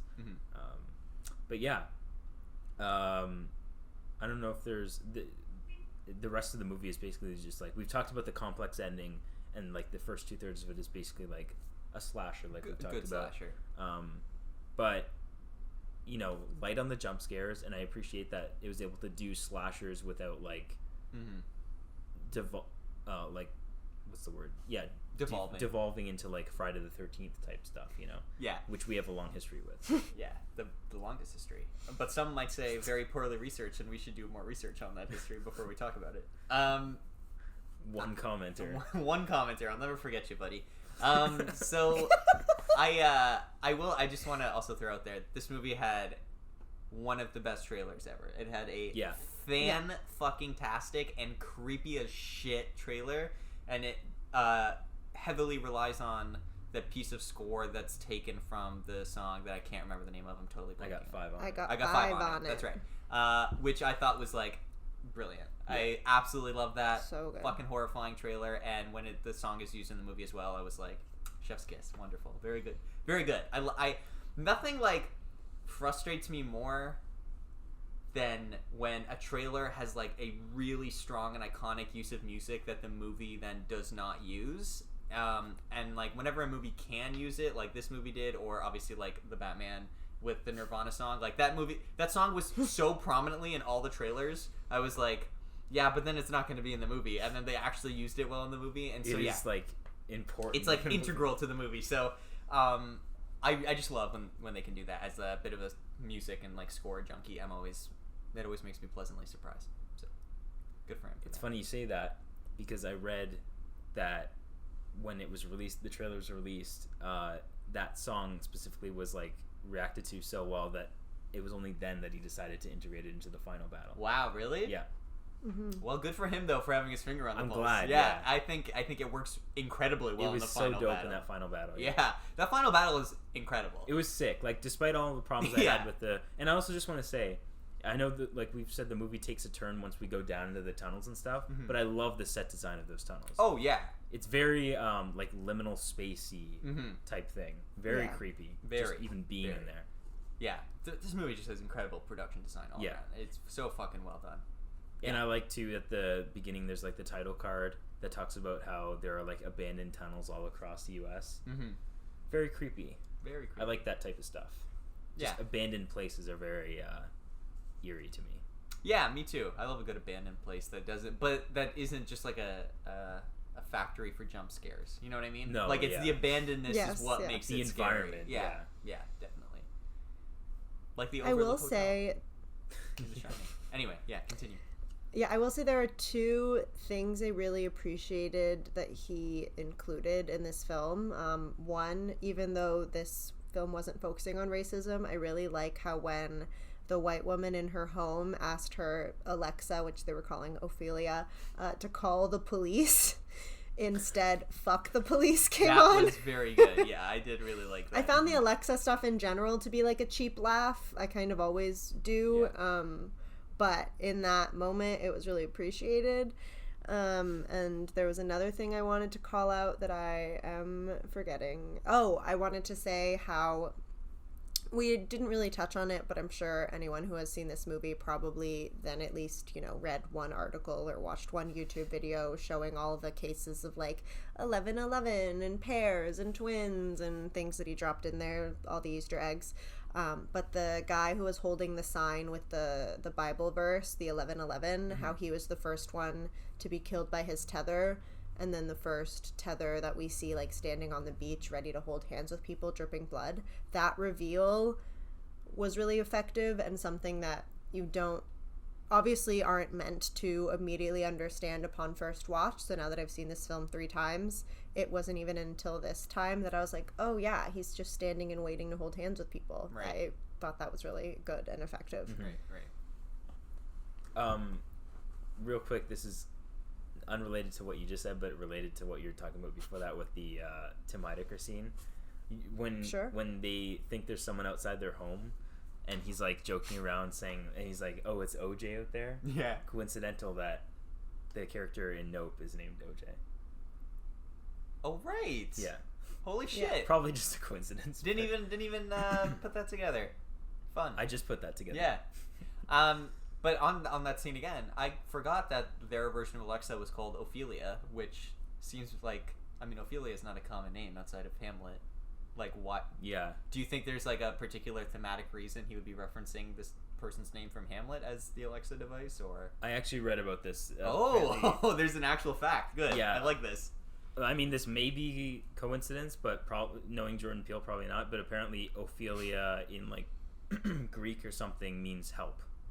Oh, okay. So cool. The fact that they try to like call the police with it. That is exactly why it's called that then. Yeah. Nice. That's fun. That's a fun fact. Okay. Yeah. I love that. Shout out to Jordan Peele. Like, just always. This always whole episode is a shout out to Jordan Peele. He's always one step ahead of all of us. I love it. So, do we have anything else to say about this one? Don't think so. What was your? I will just say. Sorry. I will just say. I also appreciated how from the past, like the flashback to the present, the name of that Hall of Mirrors changed. I thought I like imagined it, and I also didn't notice it till this viewing, but it used to be the Shaman's Vision Quest Forest and was very like offensively indigenous themed. And then the modern version was changed to Merlin's Forest. Nothing inside appears to have changed. I just this time I was like, wait, was it called Merlin's Forest the first time? And then IMDb confirmed that it was changed. Nice. I saw Merlin's Forest at the end, and I assumed it was the whole time because of the rabbits and magic theme. So I was like, that makes sense that it just is that. But nope, used to be a Vision Quest. Interesting. All right, one final question about this one for you guys. What is your... Actually, I guess, Carol, you already answered this, but I'll ask it anyway. What is your creepiest double of the family? Like, the one you find the creepiest? shit. I mean, that little burn boy is pretty fucked up, you know? I mean, the voice that Lupita's doing is very scary, but I have to say that little burn boy did scare. I remember watching with Maddie being like, what the fuck is wrong with this? I think it's when he acts like a dog, too. Yeah, and you he, know like, what? rubs his head into her leg. Crawling off no, he's pretty fucked. I gotta be honest with you. I'm sorry. And he, like, makes, like, throat noises like a dog. Yeah, I don't know. It's not pleasant. Yeah, I think he's probably the most fucked. I have to say red just because the voice. Like, the voice so is horrifying, though. Off-putting. Oh, and also there's one shot near the end when she confronts her in the tunnels in the classroom. There's a shot of, like, red with Adelaide in the background, and her face is, like, right on the camera. It is so terrifying. Like, it's just her face, but her eye is centered, staring almost directly into the camera, that it was, like, almost a jump scare when that shot came up for me. It was very creepy. Like, half of her face. But then they sat on it for so long. Yeah. And cut back to it so many times. So, great. Okay, nope time. Nope. Oh, are we done? We'll just end the episode here. So, where do we begin with this? Oh my god, there's so many places we could begin.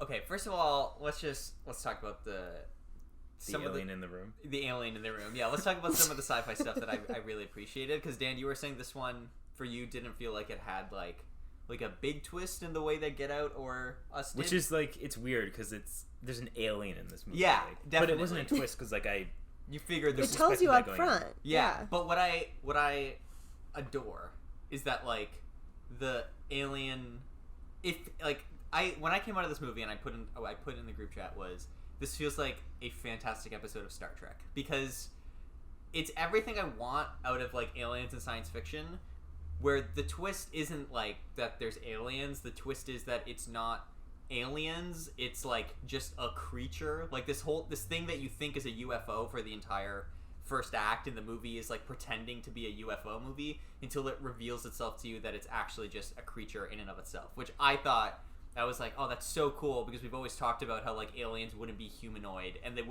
they wouldn't have like ships.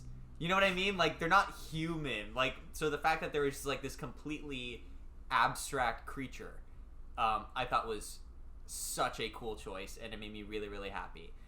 And it's just not the type of science fiction that you ever see anymore.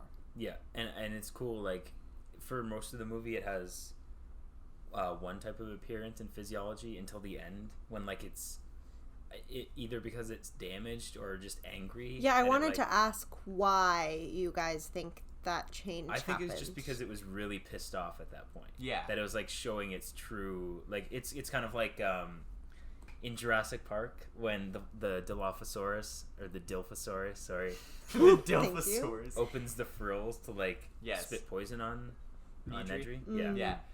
Yeah, I think that's a good point. And I also think like thematically, so Carol and I, we kind of talked about the idea of like the whole monkey kind of flashback subplot. Sorry.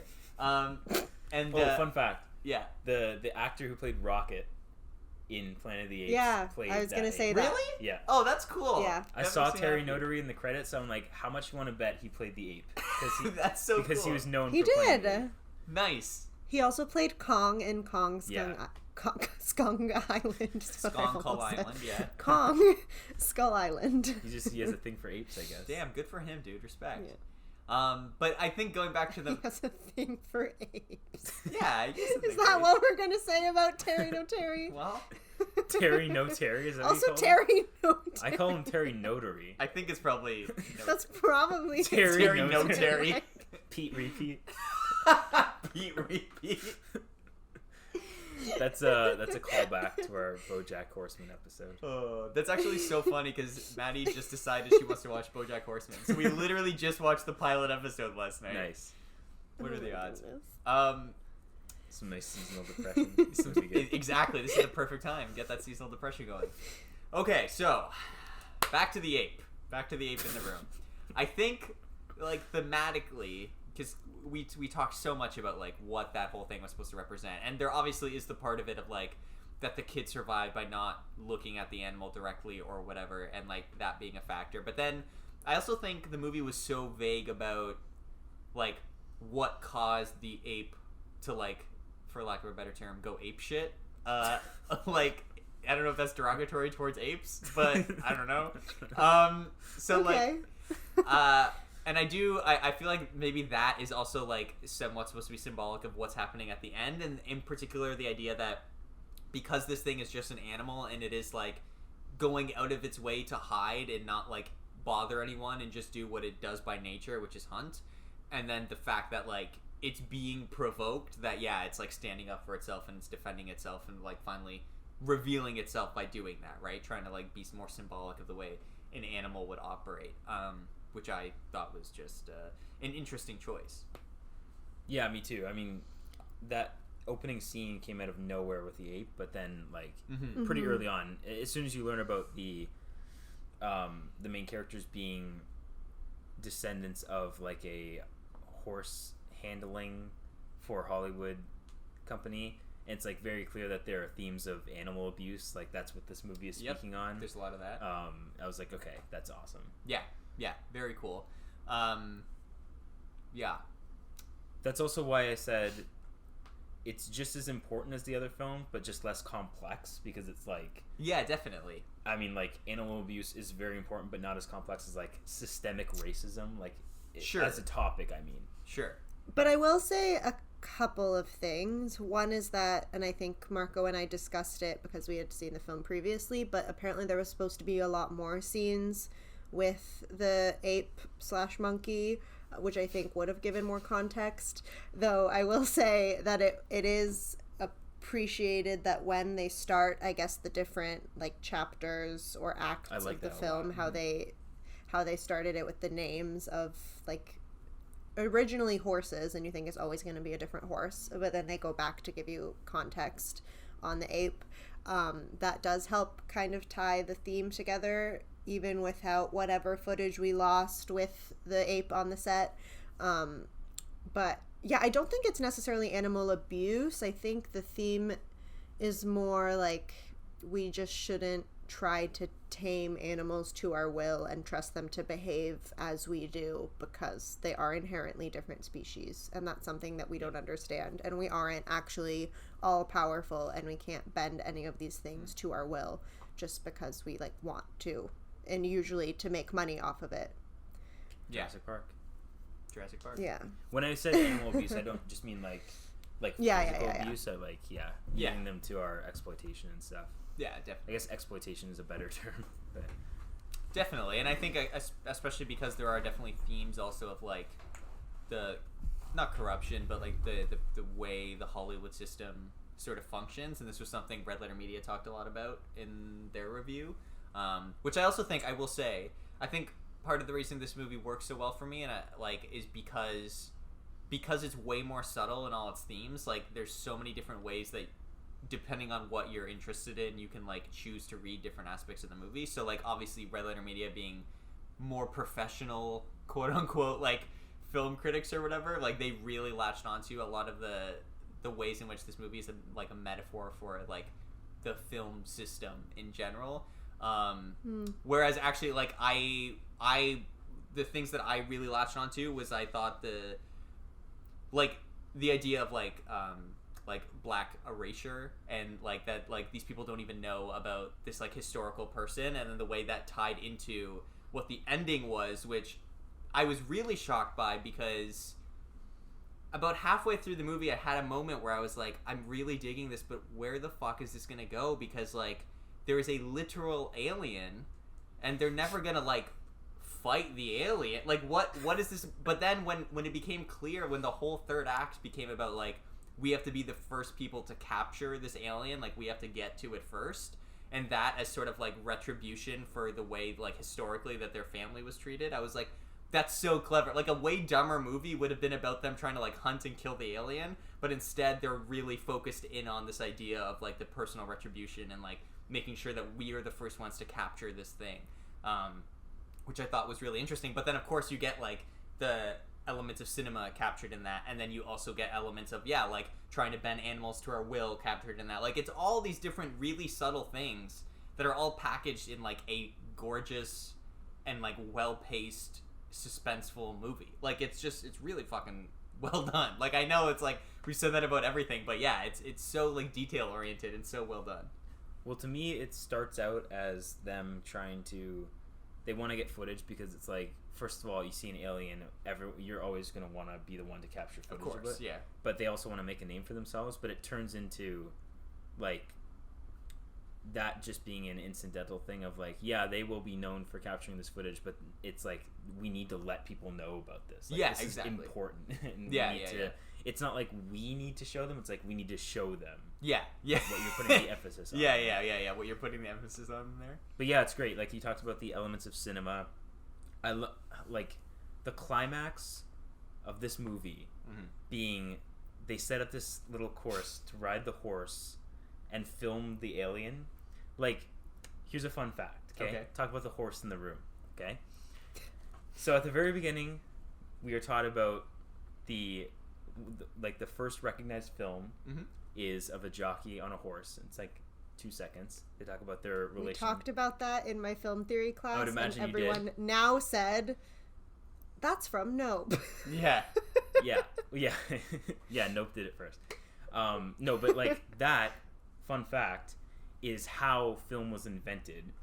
Is there was this group of probably rich people, because this experiment that you're going to hear about is quite expensive, but they were wondering, when a horse is galloping, is there any point at which all 4 feet are not on the ground? They were so curious about this, quite frankly, stoner thought, if you I gotta be honest. that they set up a series of like 16 cameras along a path. Oh my god. And they had a jockey ride the horse down the path, and there's a photographer at each station taking a picture at the exact moment it passed, just to see if there were any of those moments, there were, by the way, where all 4 feet were not on the ground. And what they saw was resulting series of images that when you looked at it, like, in a certain sequence, looked like a moving image. And that's why they invented film to begin with. So the fact that the climax of this movie is, like, recreating that with an alien, but also he's on a horse. Yeah. It's, like, also... It's so well tied together. Woven together so beautifully. And it's, like, such a... I say this... I'm always so annoyed when a film is a love letter to...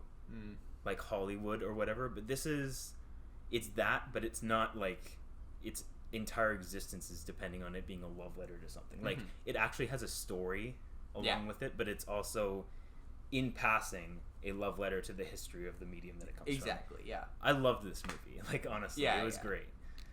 Yeah, it's so well put together. You can't complain whatsoever. I also just want to talk about the fact that, like, I know I made the joke about Aquila and the Bee earlier, but like Keke Palmer She's is so good. So good. Like, I am so here for the Keke Palmer renaissance. Like, she's also in Aquila and the Bee. But no, she's so great, and just like all her Scream Queens, yes, she's fantastic in Scream Queens. All her TikTok audios are fucking hilarious. She is so funny and like charming and such a good like actress. And then like people started fan casting her as Rogue from X-Men. And for Halloween, she like dressed up as Rogue and did a little demo reel that she posted. And like, please, Kevin Feige, please, if there is anything right in the world, cast her as Rogue. She is Rogue from X-Men. But yeah, like she's phenomenal in this, and her chemistry with the bottle of Kahlua himself was very, very good. And I totally bought them as like brother and sister. Like it really, it was awesome. Apparently the scene where she's introduced on the commercial set, they did like 14 or 16 times or something, and she played it wildly different every single time. Interesting. Wow. Range. Yeah, they had a good so we got one of them.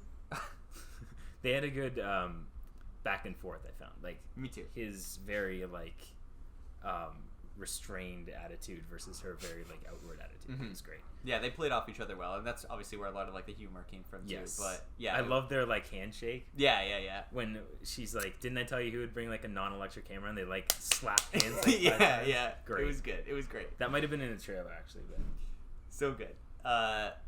Yeah, I just want to say, since we're talking about this now, I love the actual like use of the title in the movie, because the title is a double entendre, because it stands, Jordan Peele said after, for Not of Planet Earth. Did he confirm that? Yeah, he confirmed it in an interview.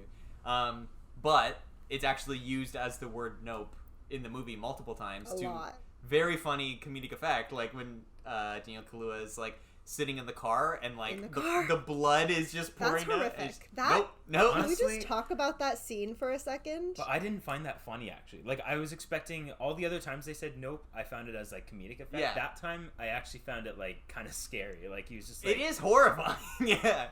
But it's also really interesting because even when the film begins with the scene from Gordy's house, one of the characters, like the mother, says nope when they're talking about gifts just in response in a casual conversation. And obviously that doesn't play into it thematically, but it is just interesting how it seems very deliberate that he has that right at the beginning Yeah. and right in the middle. Once again, he thought of everything. Yeah, of course. Are we surprised? Nope. Nope. That wasn't a real show, Thanks, right? guys. Gordy's house? No. It reminded me a lot of Horsing Around. Speaking again of BoJack Horseman. Whenever they want to do like a fake Hollywood show, it's always just that. Also- like that concept. Yeah, yeah. Also, horses, another BoJack Horseman. Another, reference. yeah, there are definitely horses in this movie. Yeah.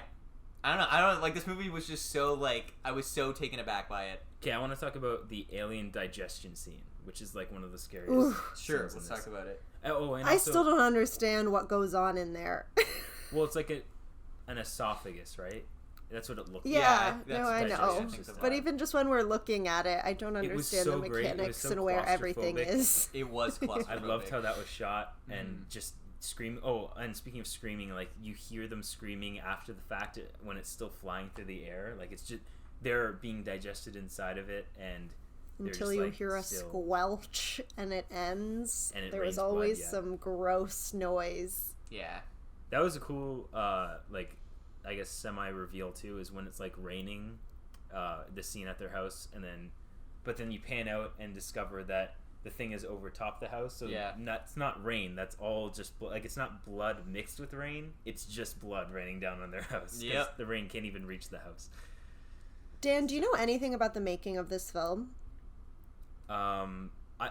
It's funny you asked. The only thing I know is that, I saw a picture of the huge lighting rig. Is that what you're going to talk about? I was gonna say Above the it's house? almost always day for night shots. Which is wild. and I know that lit because with just RLM Yeah. crazy huge like lights being used, Yeah. even for like the raining blood scene, Mhm. which just was so insane looking and is my biggest nightmare, I think. Yeah, this is what scares me about like on-set production work, which is why it's part of the reason why I went down like the editor's path. Like I don't really want to actively participate in that stuff, but yeah, I saw it was a cool picture of like the biggest light I've ever seen on a production Yeah. set, literally covering the entire house. I didn't know they made them that big, and like the cranes that it must have taken Yeah. to rig that up. But speaking And of the it being batteries, or just Yeah. the power. Yeah, I know. insane, but the fact that it was day for night too, maybe I don't usually pick up on that, but I couldn't tell. Like I didn't know until after the fact. I know some people have mentioned that like they could tell while watching, but I only, when I was watching the RLM review, I think it was them that mentioned like you can see if you pay attention real close, like shadows during the night scenes where there wouldn't be shadows because there's no sun. Mhm. But I'm so in the moment that I was not paying attention Yeah. to that stuff. I agree. Like, I feel like day for night, you know, if it's not done cheaply, you normally can't tell. It's just most of the time it's done, it's because it's done cheaply. You know what I mean? Like, most productions with money can afford to not have to shoot that way. But for whatever reason, they did for this one. And, I mean, again, they had money behind it and they had talented people behind it, so it all worked out. But it's obviously just not ideal because exactly what you said. Like, then you're dealing with weird shadows that wouldn't exist and yada yada. So, definitely not ideal, but I agree. I didn't realize until they pointed it out either. I thought you're so in the moment that you don't really pick up on the smaller details, and they did a good enough job, right? It's just, but you know, when we were watching, I think it was the 60s Planet of the Apes, the original one, where Yeah. there was like the very obvious day for night stuff in that, and yeah, so it all comes down to like budget and technique and stuff like that. But in general, usually doesn't work out. But yeah, I'm glad it didn't really detract from this whatsoever for me. But the thing is too, like even if you're not shooting day for night, you're just shooting at night, you still need to light the set. Yeah, so it gets complicated. So there would be shadows where there shouldn't be anyway. Yeah. So, and maybe that's why maybe I did notice the shadows, but just like I've seen it in movies before that weren't Day for Night, so just like it's a movie. Like it's like people talking about the Helm's Deep scene in Two Towers. It's like, where's the light coming from? But it's like, it's a movie. You're not supposed to have some imagination with your lighting. And Peter Jackson has had a great quote about that, where he was like, "Who cares? It looks better." Yeah. You know what I mean? He's like, it doesn't matter. Better. It doesn't fucking matter. Would you rather you couldn't see anything? Yeah. Would you rather it be? I know a lot of people complained about that with the finale, or like one of the final episodes of Game of Thrones or whatever. I guess there was some big nighttime battle and nobody could see what the fuck was going on. Oh. And it's like, again, it's like that's where like you let realism and quote unquote plot holes get in the way of making something that's enjoyable or like stylistic. Yeah. Yeah, you know. One of my favorite quotes about that, the Lord of the Rings thing, is for some reason they asked the composer about it, or someone who worked in the music department. I think someone on the film, I don't know, and his response was, the light's coming from the same place the music is coming from. Yes, I also I remember awesome. That quote. That is such a great quote. Yeah, it's like, it's a fucking movie. Yeah. Like, just be in the moment, be present, enjoy it for what it is. Yeah, and that scene still looks great.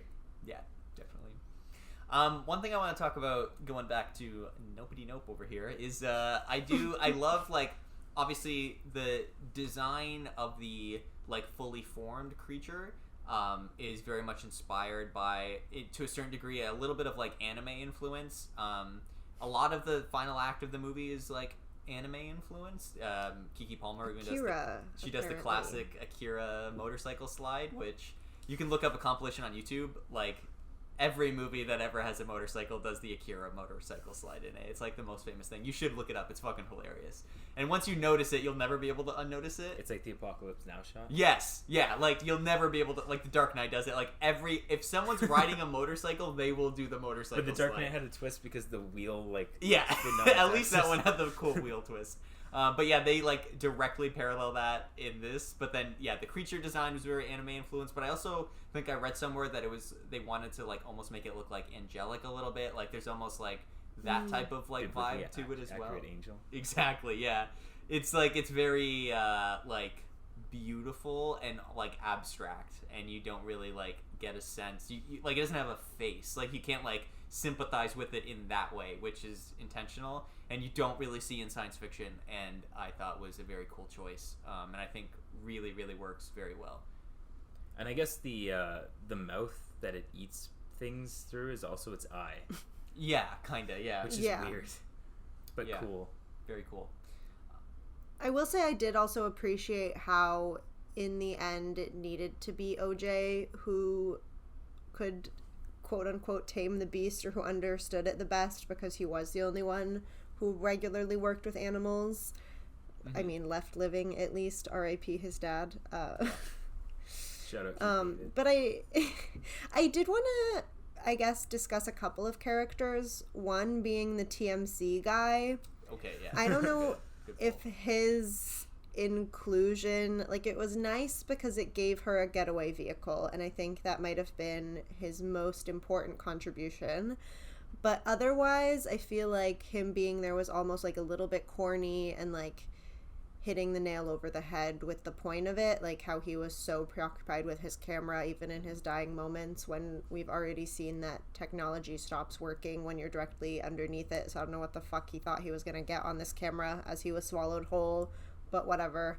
Yeah, that I found to take away from it a little bit, though he did look cool, but I was also confused as to why we never, like, the helmet, the shiny helmet was pretty sick. Yeah. But we never even saw his name or face. I don't know. Yeah, that was, but also I would throw into that category as well, like, the cinematographer at the end of the movie is also very much like a caricature of who ruined everything. Yeah, and like, I don't know, it does, especially for Jordan Peele's work where everyone's so three-dimensional, the fact that like in the third act of this movie we get such like stereotypical characters doesn't feel like an accident, but I also don't know like what necessarily the point of him including them in that way was, outside of plot convenience. Like, I understand the plot convenience reasons, but normally he doesn't like rely on plot convenience, so I was like, to have such like stereotypical like characters in this third act kind of feels like it was a choice, but I don't know. I just had a hypothesis. Okay,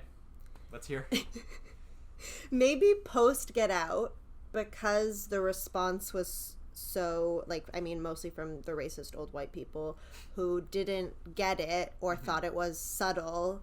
Maybe now Jordan Peele That's is hilarious. scared that everyone watching his films is an idiot. Maybe. And so he feels like every time he wants to hammer his points home, he's like, okay, I need to do anything I can to make sure these people get it, so I don't read anything more about my subtle message. That's definitely that sounds like it's probably unfortunately true. Yeah. Because if he wants us to really take home that mankind will risk everything for spectacle, that's a quote from somewhere about this, why not have two people literally dying as they're just trying to record spectacle for all to see? Yeah.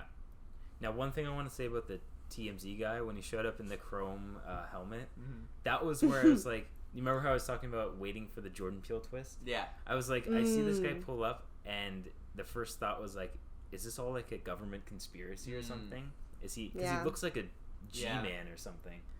Yeah, he does not look like he belongs to TMZ. Yeah, I know. But yeah, that was a funny twist.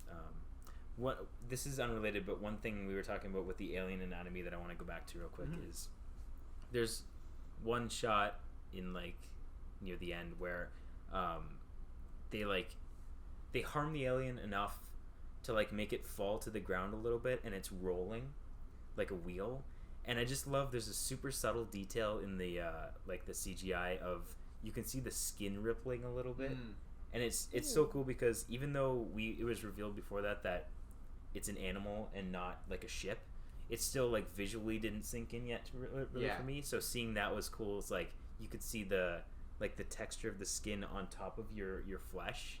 That was just a really cool CGI detail that I appreciated.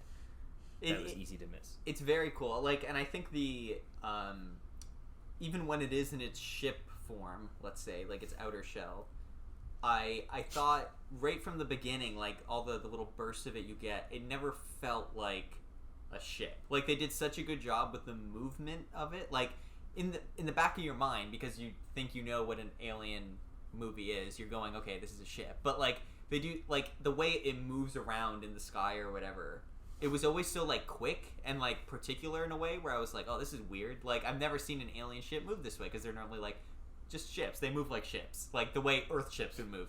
And then so when it's revealed it was an animal, I was like, oh, that's really cool that they like those seeds were all planted. Like you should have been able to figure it out.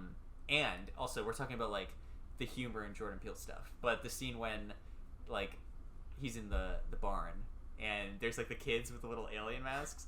And that was scary at first. It was scary, and then when it's like when you see the kid or whatever, I was like, oh my god, is this it? Are these the alien? And then when it's like a joke, I was like, oh thank god, haha, that's so funny. But it's when he punches a little kid in the face. It's fucking hilarious. But like I like that it's scary, and then it's revealed that it's a joke, and it like that is such a like that tells you exactly what to expect, kind of like subliminally going forward, where it's like, no, there aren't any fucking like little alien people in this movie flying around in a ship. Like that is stupid. We're acknowledging that that's dumb, and now we're gonna like do the smart, interesting thing. I'm glad too, because I saw that and I was like, I was scared because it was like it's creepy. That was the first alien thing. But and just that shot of like it's in frame and just slowly walking towards you. Yep. But I was like, oh, we're doing another iteration where they're just little like humanoid figures. But no, I'm glad that it wasn't that. I was so happy. Yeah. That's a wonderful little like mini sequence in this whole movie that I was really pleased by. Yeah. It was very Arrival. In that sense, where completely reinvents the idea of like an alien species. Yeah. Does its own take on it. Definitely. Yeah. I will say I just want to give an honorable mention to Angel, the character. He was so funny, and like the character essentially had to be completely rewritten after, I don't remember the name of the guy who plays him, but whatever his name is, sorry, I probably should have looked it up. But after he auditioned and nailed his audition, Jordan Peele literally had to rewrite the whole character, because he was initially just going to be like a one-dimensional nerdy alien lover. And he was supposed to die at the end, but he just brought so much depth, and he wanted to give him, more believability and more backstory. and more just scenes. So he got to play a bigger role and come back every day and call them about the mantis. And it was just all good. He was very good in the role. So I want to talk about that whole, like, mantis blocking the camera thing. Because that's never, like, outwardly explained. But I did find it kind of interesting because I was like, why did the mantis, like, block the camera exactly for the amount of time for them not to capture it other than coincidence? And, like, I guess before you realized that it's a creature in and of itself, you could explain it away that, like, I don't know, the aliens fucking put something there on purpose. Like, but then you realize that the thing is just kind of an animal, and it's like, why other than, like, unless you want to have, like, a heavy-handed, like, animals watching out for each other. You know what I mean? But, like, that's, like, very heavy-handed, and I don't think a praying mantis has the brain capacity to figure that shit out. So, like, why? Why did it... Here's my suggestion, okay? I just read it as coincidence. I think in a Jordan Peele movie, there are no coincidences. That's my thing, is he never has coincidences. So but he never explicitly said that.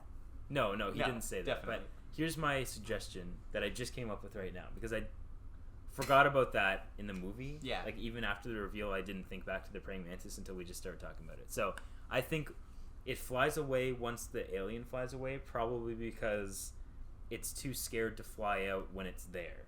So it's like a predator-prey thing. Because it knows not to... It's an animal, and it knows animals. So, like, it only feels safe to go somewhere else once it's, like, seen it leave or whatever. All right, I buy that.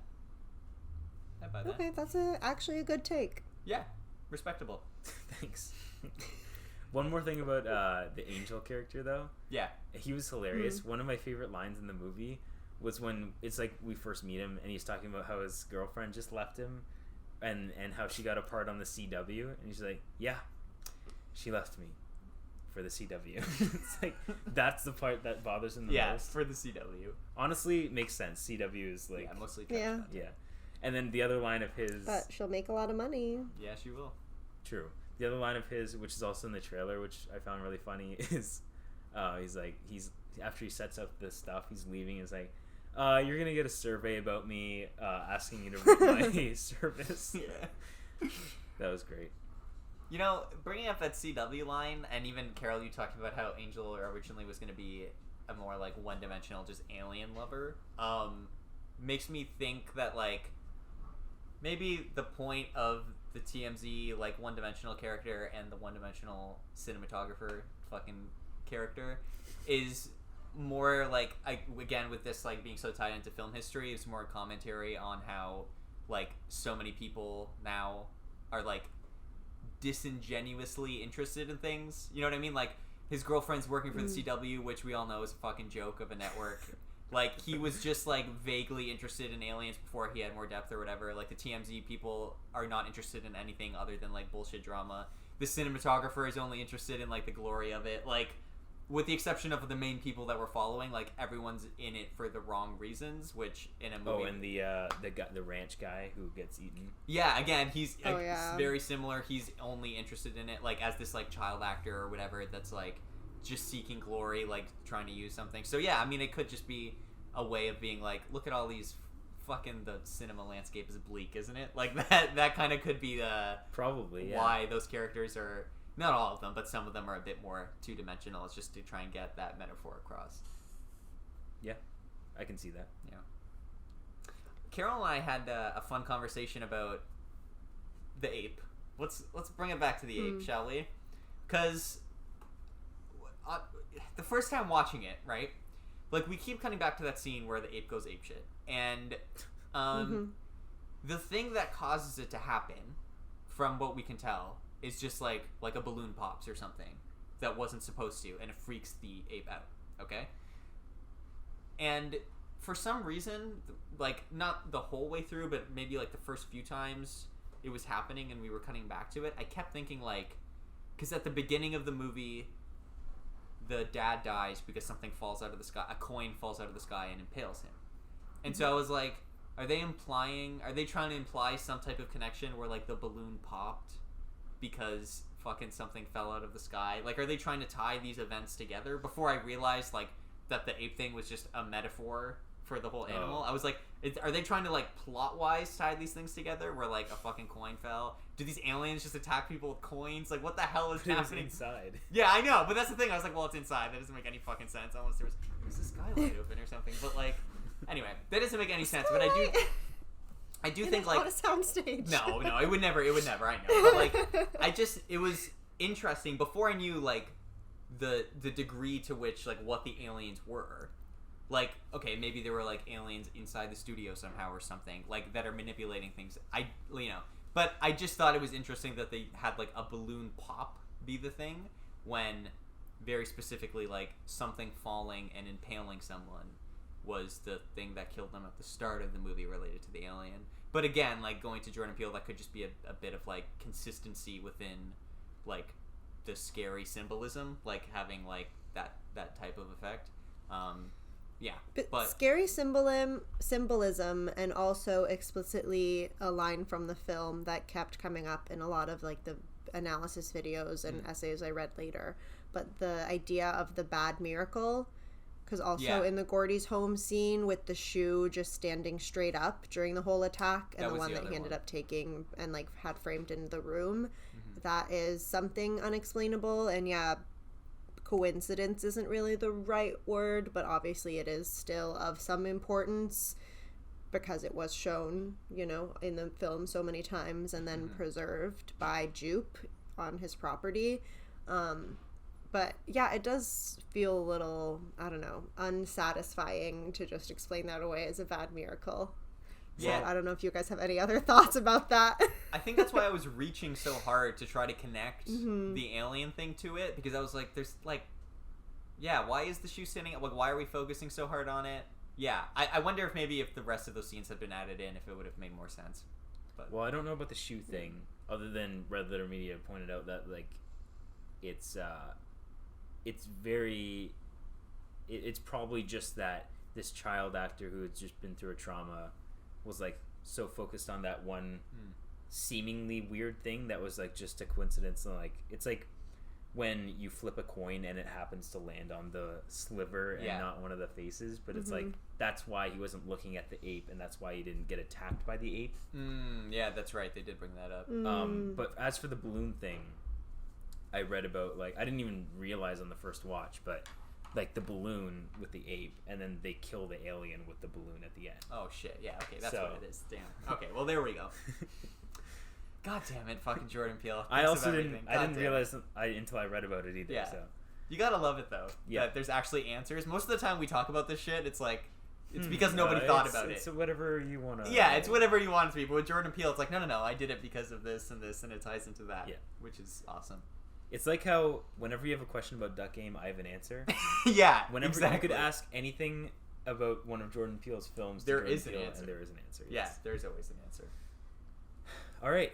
Okay, so speaking of answers, I need an answer. All right, ask away. Is Daniel Kaluuya dead or not at the end? No, he's okay. Rachel told me about this ambiguous. theory. I think he's alive. Yeah, I appreciate people reaching a little bit, but I think he's very much alive at the end. Okay. I had thank you. Yeah. I just wanted that validation. Yes. So okay, because I didn't think it was. I watched the film. I got out of the film. I was like, amazing. He lived. They'll get their fame and fortune that they so much deserve. Fantastic. And then I was talking with her friend Rachel, and she was like, oh, but yeah, like, so smart that he died at the end, and he was like standing outside the gate in smoke, and it was like by the sign that said something like, I don't know, goodbye or the other side. I don't fucking know. So the beyond, or some vague bullshit like that. And I was like, wait, I didn't catch that at all. And apparently some also video essays and articles were saying that he didn't make it. But I don't see why he wouldn't have, because he had outrun the beast before and he still wasn't looking it in the eyes. So I don't know why it would have killed him this one time. I don't know. And why we wouldn't have seen it. Yeah.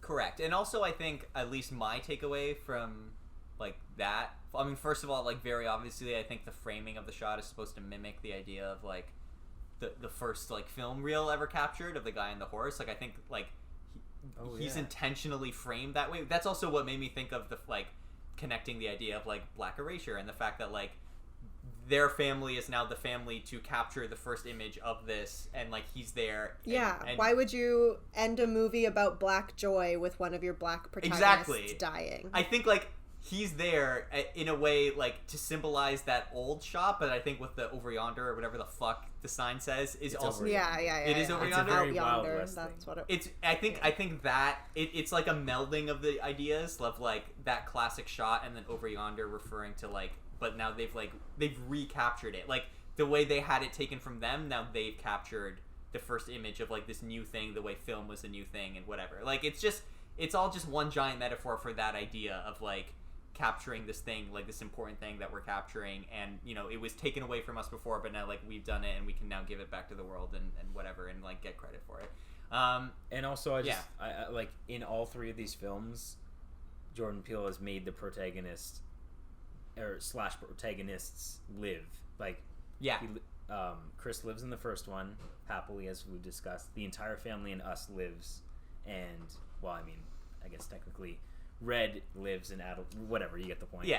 And both protagonists live in this one, so I think I would say he's definitely alive. Yeah, I didn't even like consider it, but I didn't either. Well, because I will say, even now that we have talked about all three films, even though they are all discussing different societal inequalities, you know, man versus nature, and then oh my god, someone took an English versus class. Poor people. Yeah, man versus nature.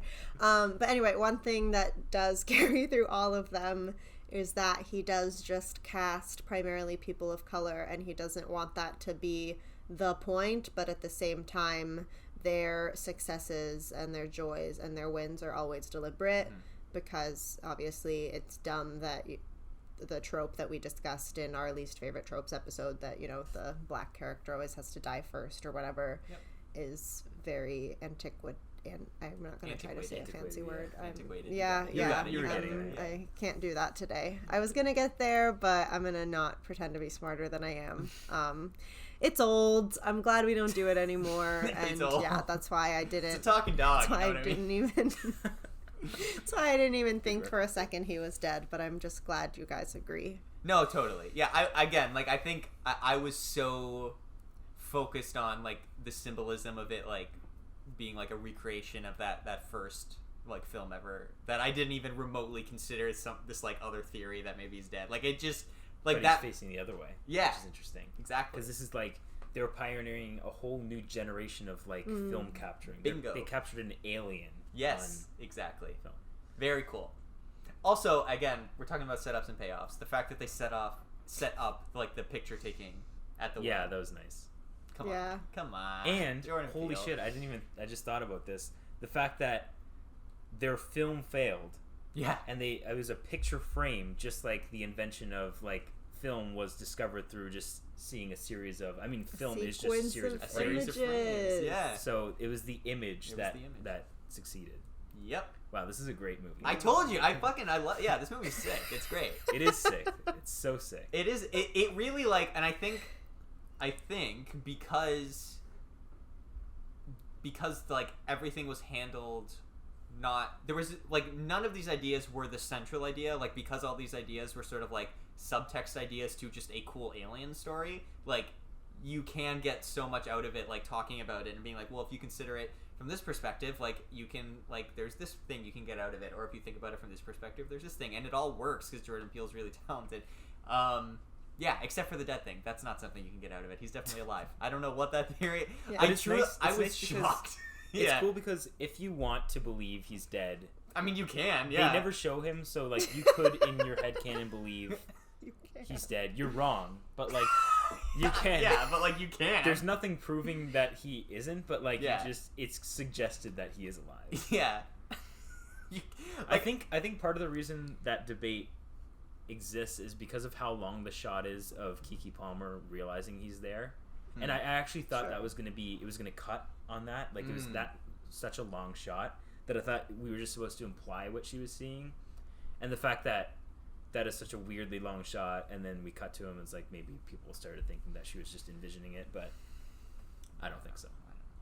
Yeah, it doesn't. At the end of the day, like you said, like if you want to believe that, you totally can. Like it doesn't. It actually doesn't change anything. And I think you could still get the same theming out of it, even if you like her maybe like putting two and two together and realizing she's capturing this moment for the first time, and then imagining her brother there, like symbolically the way that like she would, because she realizes like the importance of the moment. So imagining her brother there the way that their ancestor was, whatever. Like you could also read it that way, definitely. It just, I don't know.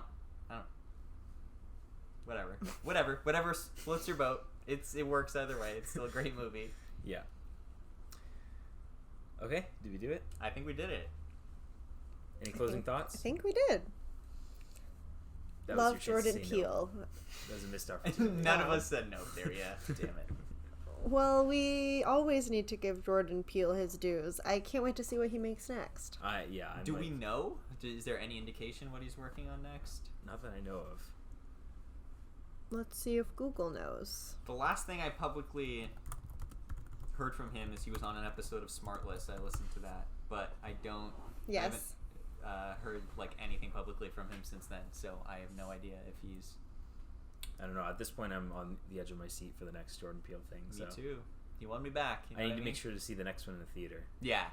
Dude, seeing Nope in the theater was a great experience, especially because it's such a spectacle movie. But yeah, and then you have the credits start and the people behind you are like, man, what the fuck was that? That was a stupid movie. And I was like, oh my god. I instantly just wanted Did that happen? Yes. Oh. And Maddie and I just looked at each other and we were like, oh my god. Just have an ounce of like understanding about the movie you're going to watch.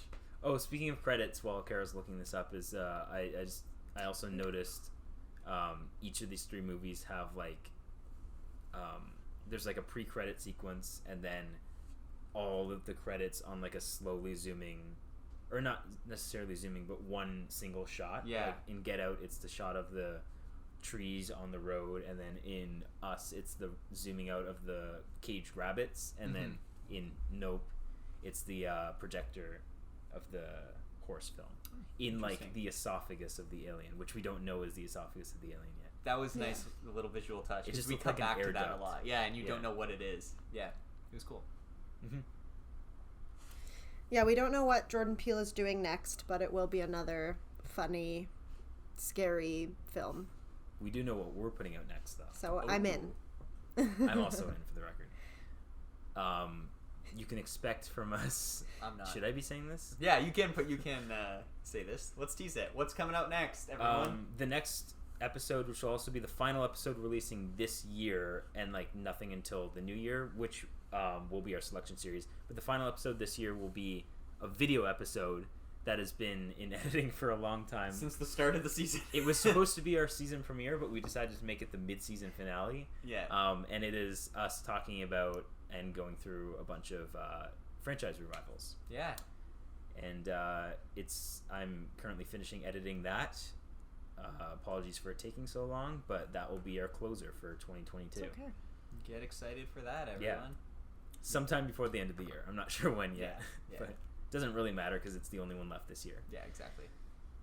You will enjoy it. Yeah, you still have a month and a half. Yeah. And then, like I said, first thing next year, as is our new usual. Our new tradition? It's our selection series. We decided to make that the new year starter. Which is, I think, a good decision. I think so, too. I'm so excited. It always gives us time to record in person, too, which is nice. It's going to be so good. I can't wait to make you guys watch Zorro. Oh, my God. I was just thinking about it the other day. I got so excited.